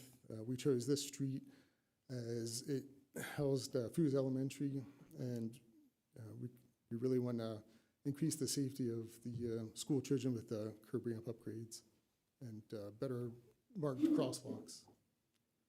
Please. And similarly on Berry Hill from 18th to 25th Street, there's multiple schools along that corridor, and once again, we just want to make it safe for the students. Then quite a few others that we have on our list that are in preliminary design, and we really haven't started for them too much. If you have any questions on those, please ask me at the end. Thank you. And for our performance metrics, every design project has a specific milestone set at the project start, and we hold monthly meetings to discuss project updates as they come forward to make sure everything's still on task.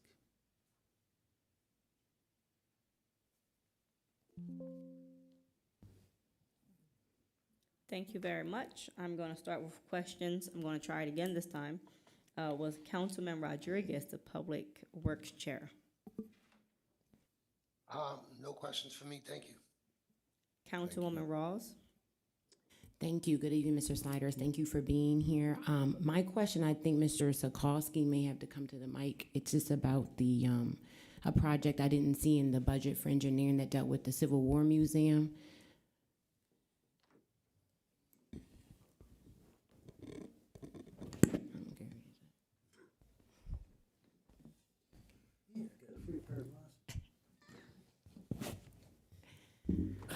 I'm sorry, the question was. Good evening. Yes. So my question is, over the summer, I worked with some members of the engineering departments, Mr. Siders, and some other members about the retaining wall behind the Civil War Museum, the parking lot.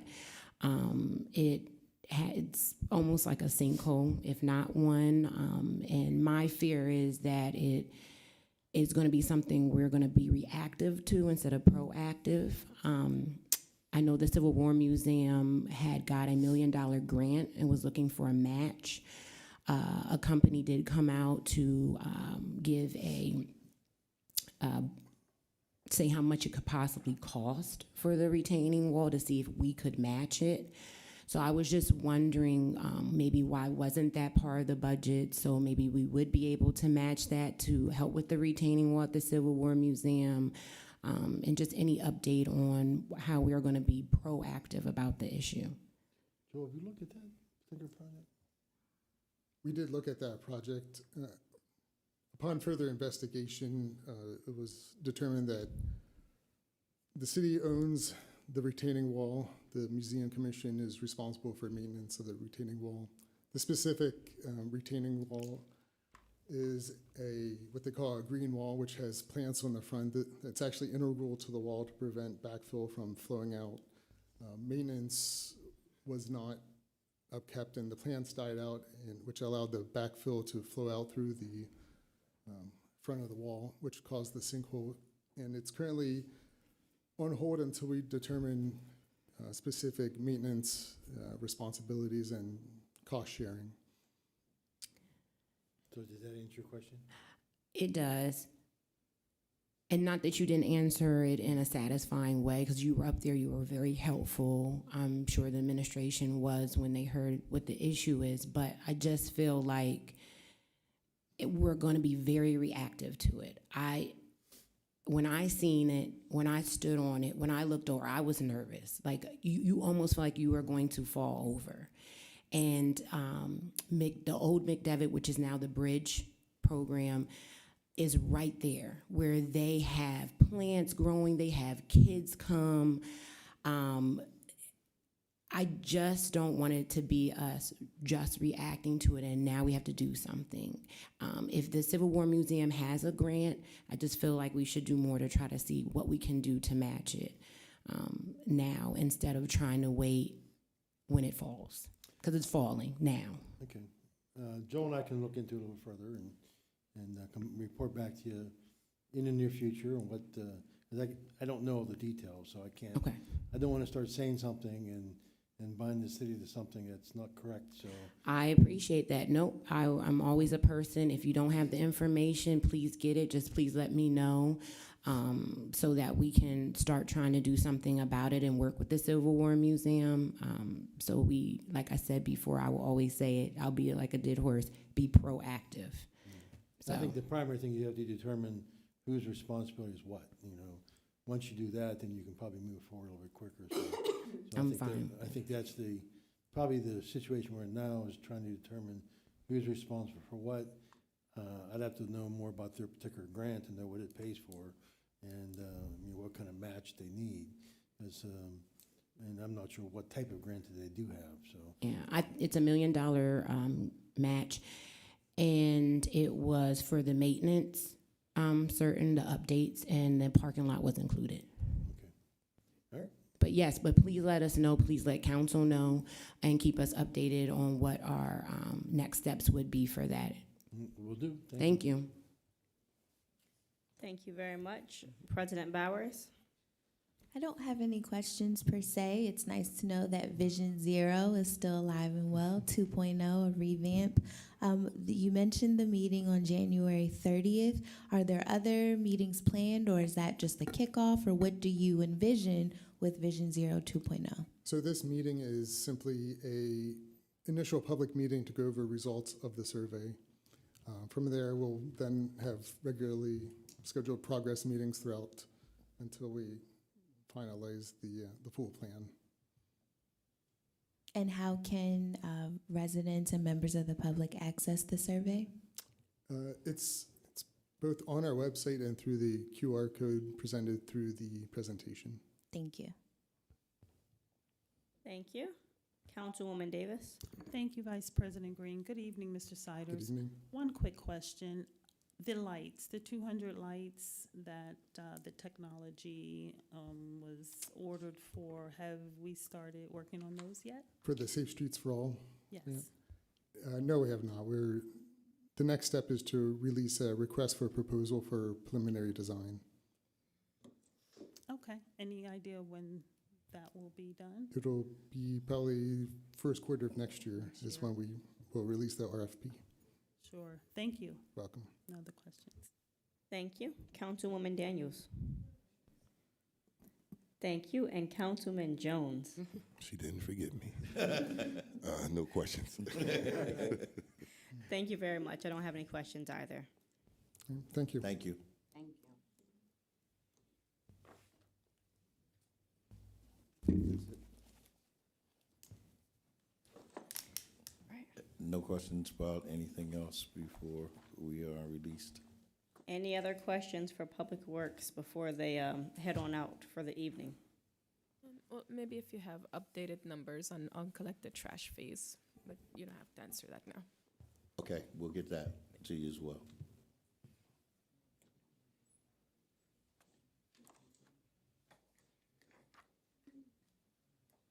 Maybe just one, because I know there was some reorganization. The ETC program, it runs out of the host fund.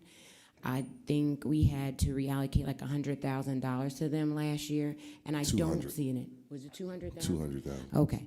I don't see it anywhere, but I'm not sure who that is under to answer that question. And I didn't know if it was Public Works, because everything got reorganized. It's under Public Works, but Okay. we'll get the answer from the Okay. Finance Department. Thank you. Can you repeat the question? Yeah, no problem. Thank you, Mr. Brooks, for coming up here. So the ETC program, we had to allocate funding for that last year because there was not any. So I just was, this year, sorry. Oh my gosh, yeah, because we're doing, this year we had to reallocate money for it. So I want to make sure we don't have to do that for 2025. We did $200,000 for that. Do you recall? The ETC program? Yes, it's where the Environmental Team Corps. Yes.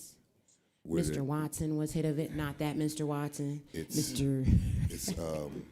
HUD and the city usually would partner for maybe 2 or 3 years. The city wasn't funding this program. The program wasn't going to run this year.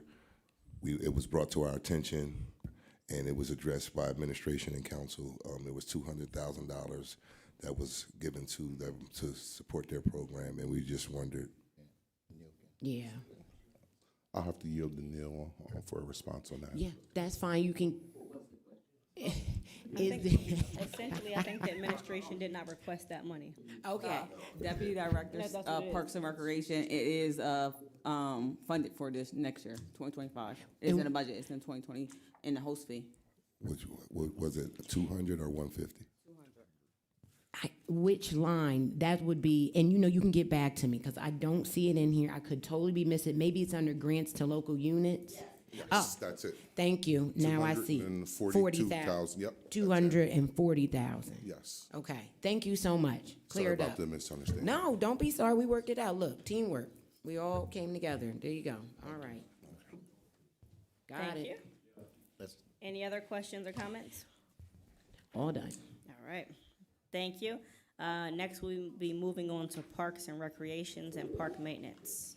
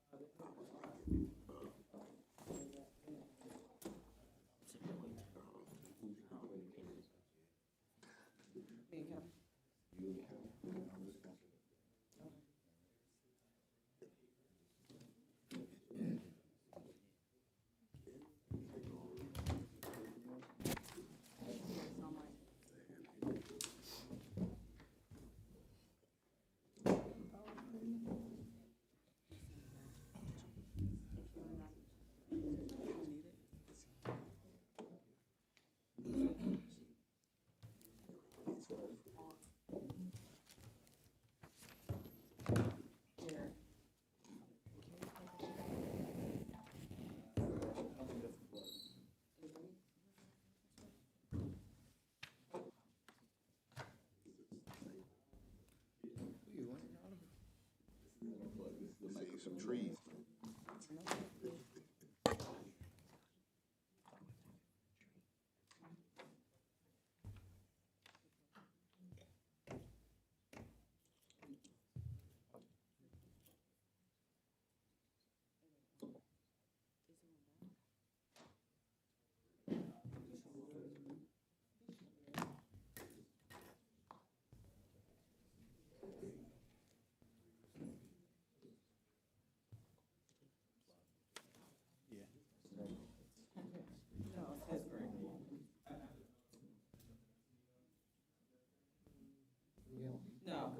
changes.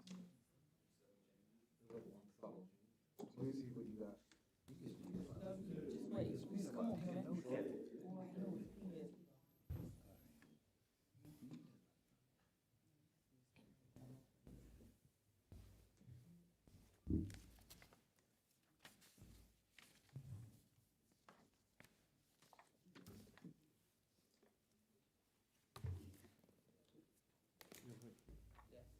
Good evening. Whenever you're ready, please feel free to start your presentation. Please introduce yourselves first, go through your presentation, then we'll open it up for questions.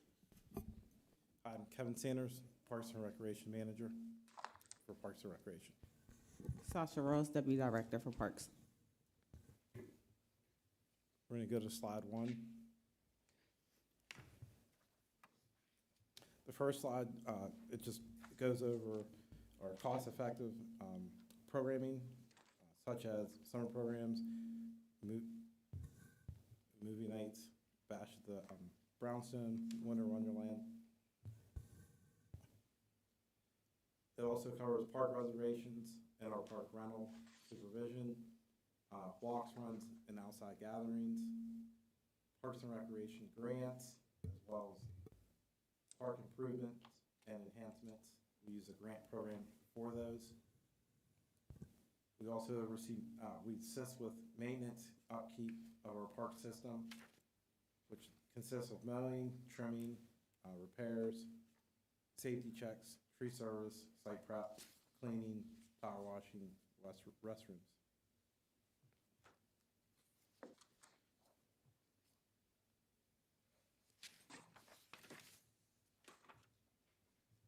Our significant changes, one is in our temporary seasonal line.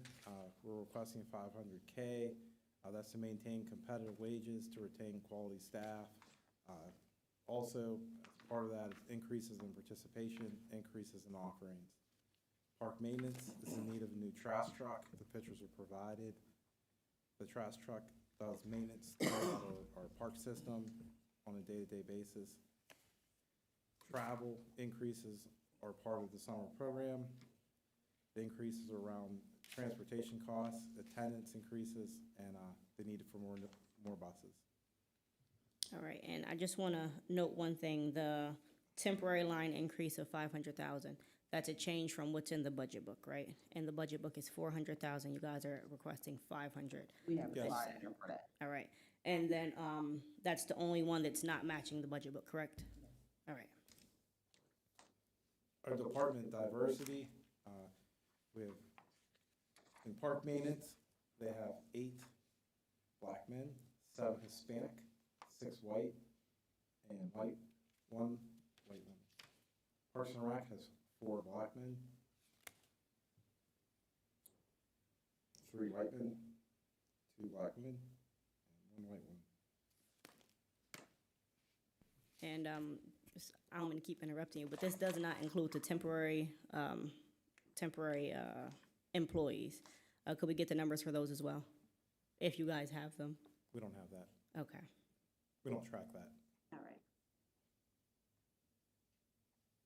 right. You can probably get that from HR. Okay. Our next line are our projects, with a tree investment project.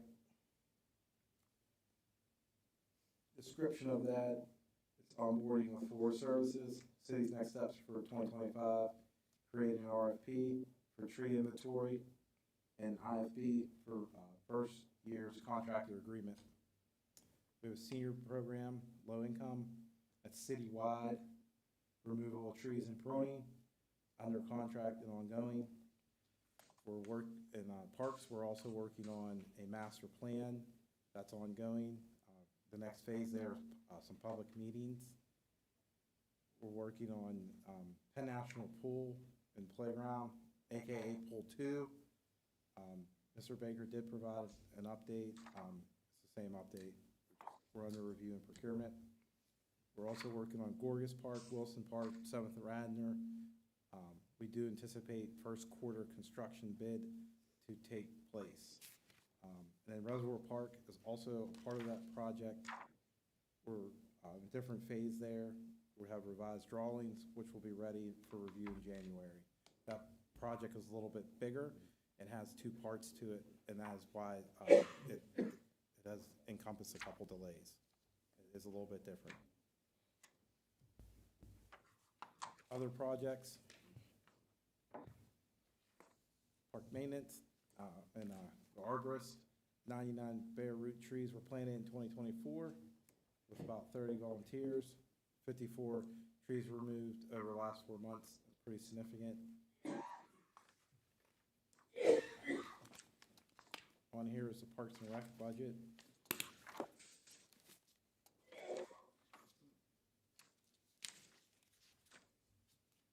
And then the next budget is park maintenance.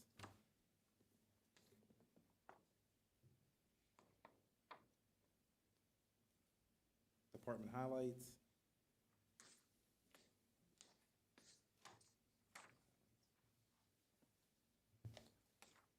Park maintenance also had a pretty significant response to the August storm, which we wanted to highlight. Park maintenance had to essentially stop and assist with that. That was towards the end of summer programming itself in our parks. However, we still had our swimming pool program that would be opening the next day. We did have to close, obviously, with the storms, but that did require a lot of all hands on deck.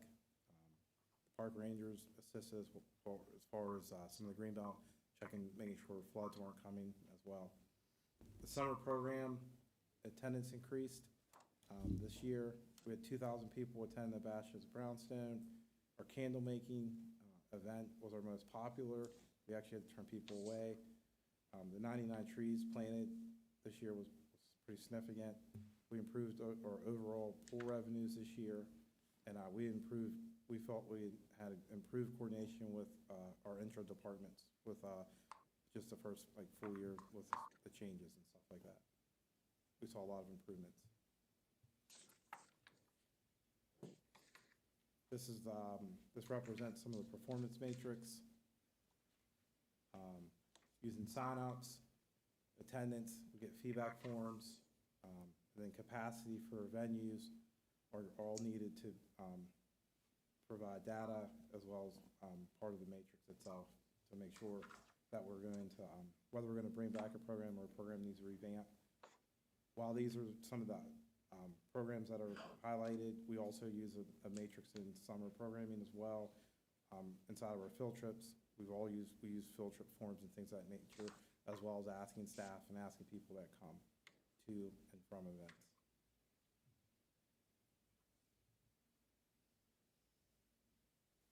Some progress goals, 85% of events met targets, increase of participation for programs. Some of the goals for 2025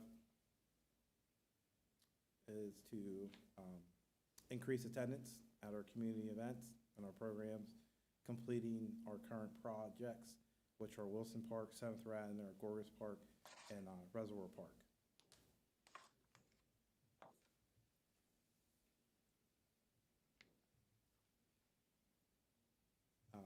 Bringing back the temporary line budget, the $500,000 will support staff. The current wages are $15 through $18 per hour. Original request was for $470. Request was reduced to $400,000. The $400,000 we do not feel will support our current program. Questions? Yes, I'll open up to my colleagues, but first, can you give me a breakdown of the numbers on how you got to the $500,000 for the temporary staffing? Sure.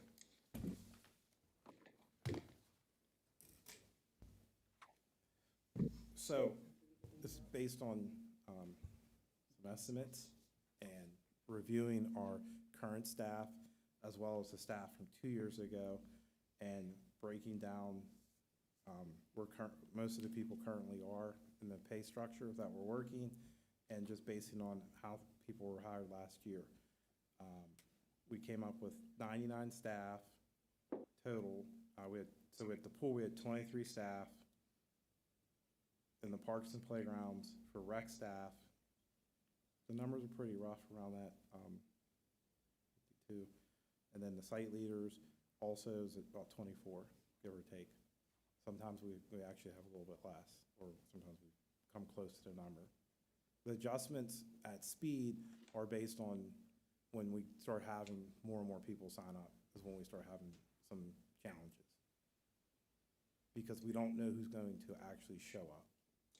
So some of the larger parks create certain changes and challenges. Sometimes we do move staff around to accommodate those things. Sometimes the management staff also participate. It is all hands on deck. All right. I did kind of talk to Ms. Ross a little beforehand, so I'll kind of give the public and the rest of my council members the calculations that I kind of was looking for, which is about $18 an hour, about 30 hours a week for each student, right? Roughly 30 hours a week. Okay. That's a question. They work So about 30 hours a week? It fluctuates. The hours fluctuate. Yes. Yeah. Some weeks But I could just be want to make sure the yes. public can hear, because they won't have the handout. Yes, some hours could be 25 to 26, and then some could be 33, 34, and then again, we could be back to 25, 26. Right. All in, it just depends on the schedule. But if we just kind of round it out to make it easy, just for speaking purposes, because they can't see the handout, about $4,860 per summer for each youth. For 100 youth, that'll be about $486,000. So that gets us close to about $500,000. It's about the calculations, right? The rough estimates, kind of how we got to, we didn't just pull it out the air, right? We got these numbers based off of the number of youth we're looking to hire, which is about 100 youth, averaging about $18 an hour, maybe a little less, working about 30 hours a week. Yes. Thank you. I just wanted to make sure everyone could hear that, since we had such a large discussion about it a couple of weeks ago. I just want to make for sure that everyone knows these numbers were actually calculated. It wasn't just a rash ask for an increase of $100,000 the night of the budget hearing. So I'm going to open it up to my colleagues. I'm going to start with the Parks and Rec chair this time, with Councilwoman Rawls. Thank you, Vice President Green. I really don't have a lot of questions. We speak all the time, Mr. Saunders, and I speak to Director Ross constantly.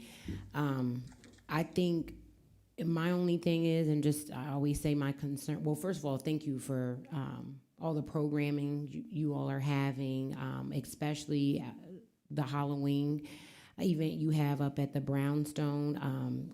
The baby goats were there this year. They probably were there last year, and I totally missed them. But this year, they were there.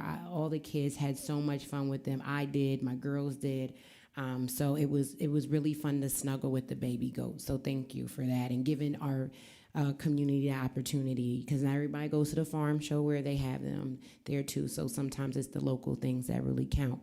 I'm just really, I guess, looking forward to what we do with the pools. I know there's a lot of things going on, but just hoping we get everything straightened out so we do have at least one pool in the city.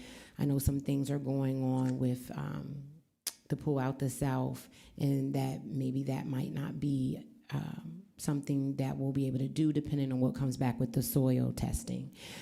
My other thing is, and I've said it before, because Miss Karen, who is a resident in Wilson's Park, is looking for some type of kitchenette or kitchen. I know you said you were drawing up new plans. She is constantly talking to me on Facebook or Messenger, and it's just really important to them. So I just hope that, we're listening to the things that they are saying they're looking for at the parks. But other than that, I'll continue to keep in contact with you. I'm glad that we raised the temporary line. That was a concern for me, but I'm glad we were able to raise it, and Vice President Green pointed out some matrices on why 500,000 would be a good suit. So thank you. I don't have any questions. Thank you very much. President Bowers? Thank you. I have questions related to the temporary employees, and then around some of the performance metrics for the new events that took place this year. So I'll start with the temporary employees. What percentage of temporary staff returns annually. I'm asking because you said that this isn't something that you track the number or the diversity metrics for the temporary employees, but somebody tracks it because people are returning to be employed annually. So do we know what percentage of the temporary staffers return? We could get that to you. I don't want to just give you something off the top of my head. This year, it was closer to about 75% to 80%. Okay. Yeah. Like the pool was, I think the pool was 100% returners, the swimming pool. Okay, and that's generally what you see annually? Like the pool is where everybody returns? Yeah. Our better performance years is when we have more pool staff return, because we don't have to go chasing. Okay. And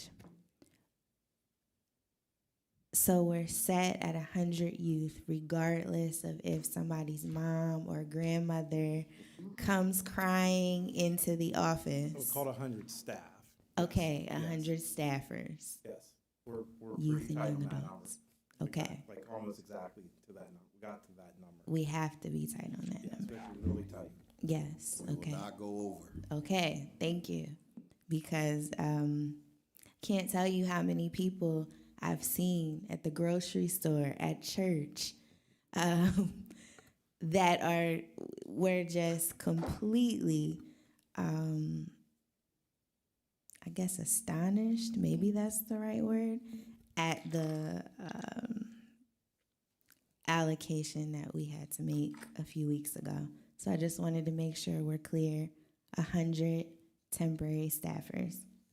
Now on to the metrics, the performance metrics and the goals. So 85% of the events met the targets. And the capacity for, it looks like all of them, well, the majority, I'll say, was 30 people. And the candle making exceeded the 30, I think 31 people may have come. I guess I'm just curious to know, like, do you intend to conduct all of these events next year?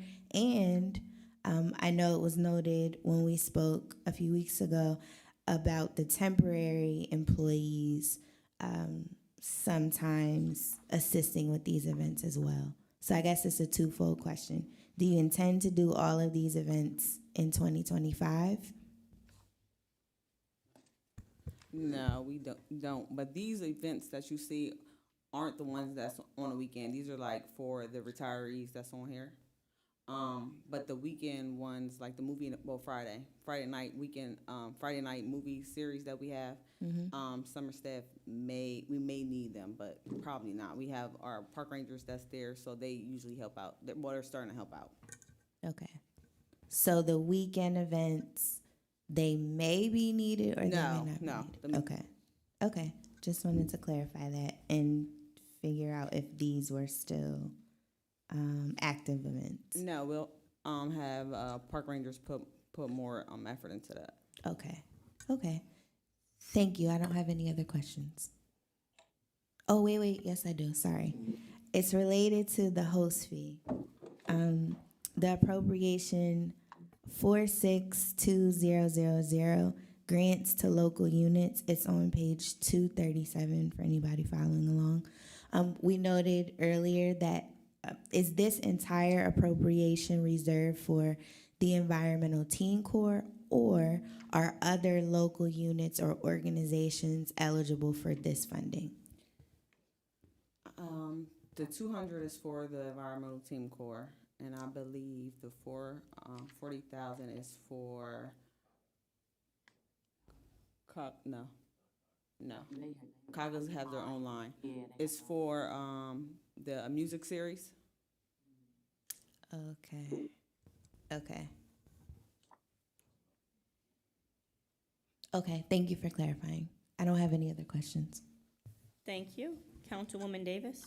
Thank you, Vice President Green. Thank you for being here this evening. I don't have any questions. Thank you. Councilwoman Daniels? Thank you. Councilman Jones. Yes. Thank you, Vice President Green. You're on the right page. I said you're on the right page. Going back to the temporary line, maybe Neil, this is a question for you, but I'll ask it anyway.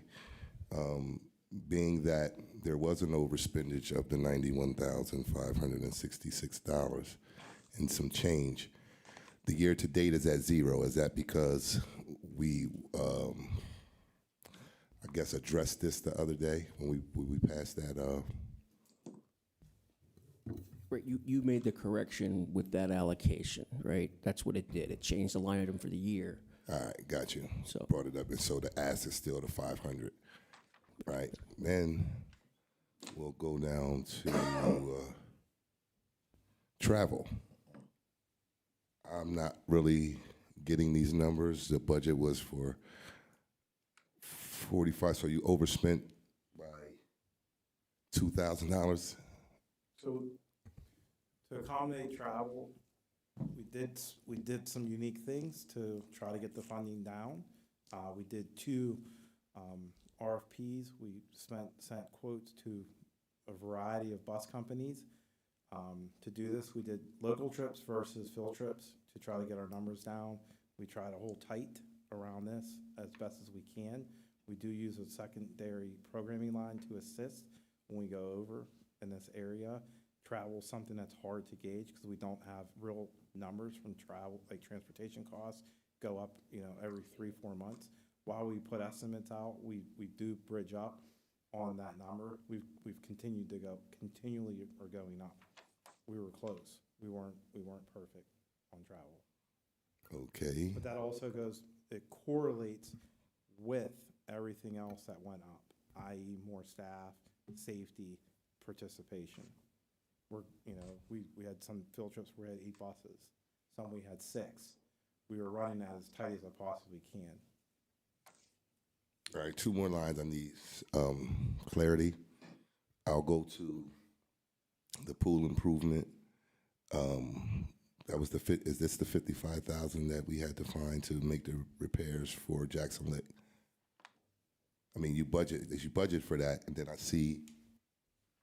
Sorry, I can't see these numbers. Little 4,000. Yes, we're not asking for none next year. That's all Dave Baker. All right, so then I'll go to the line underneath of that. Can you explain this? You budgeted for 9,000. Year to date is 33,225, and then back to 9. You're asking for 9 again. So what? Can you explain what's going on there?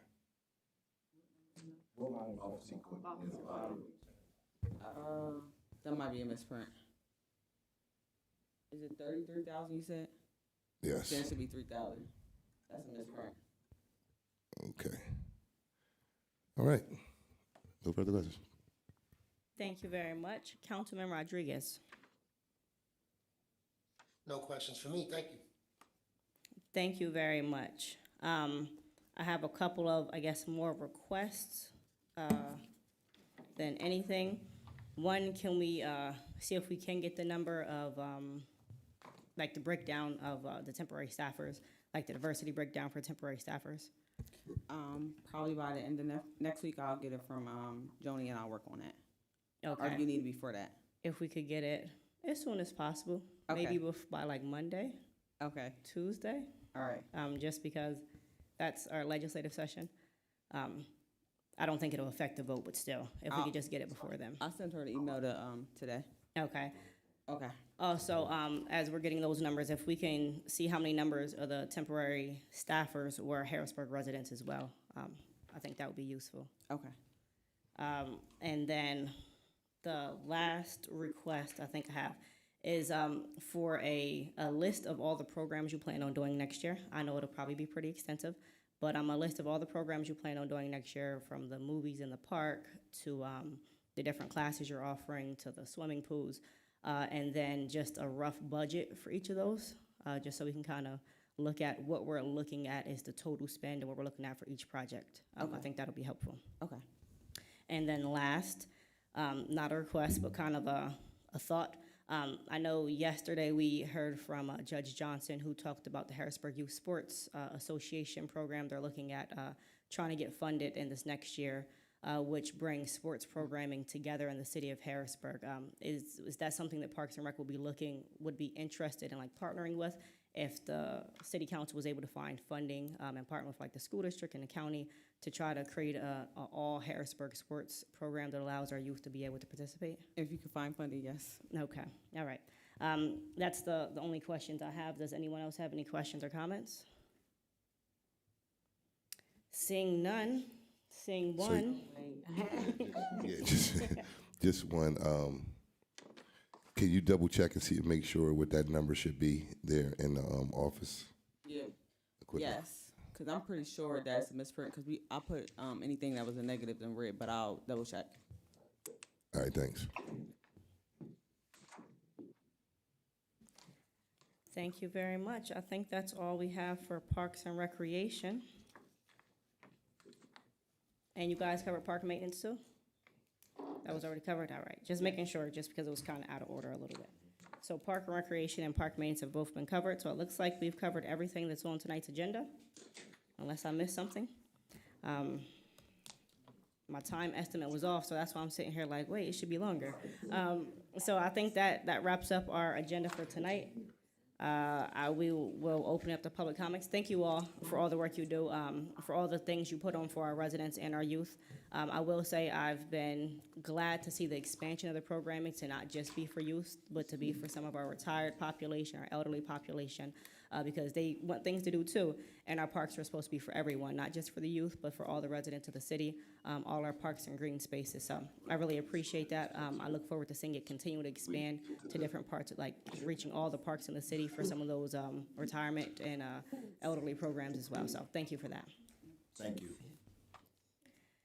All right, we will now open it up for public comment. We will start to my right. The housekeeping rules, 4 minutes.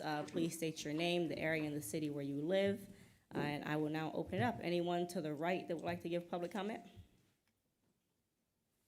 Seeing none. Anyone in the center that would like to give public comment? And anyone to the left that would like to give public comment? Seeing none, I will call. Does anyone want to make a motion to adjourn? So move. I mean. It ain't even late. I know. Okay, did you?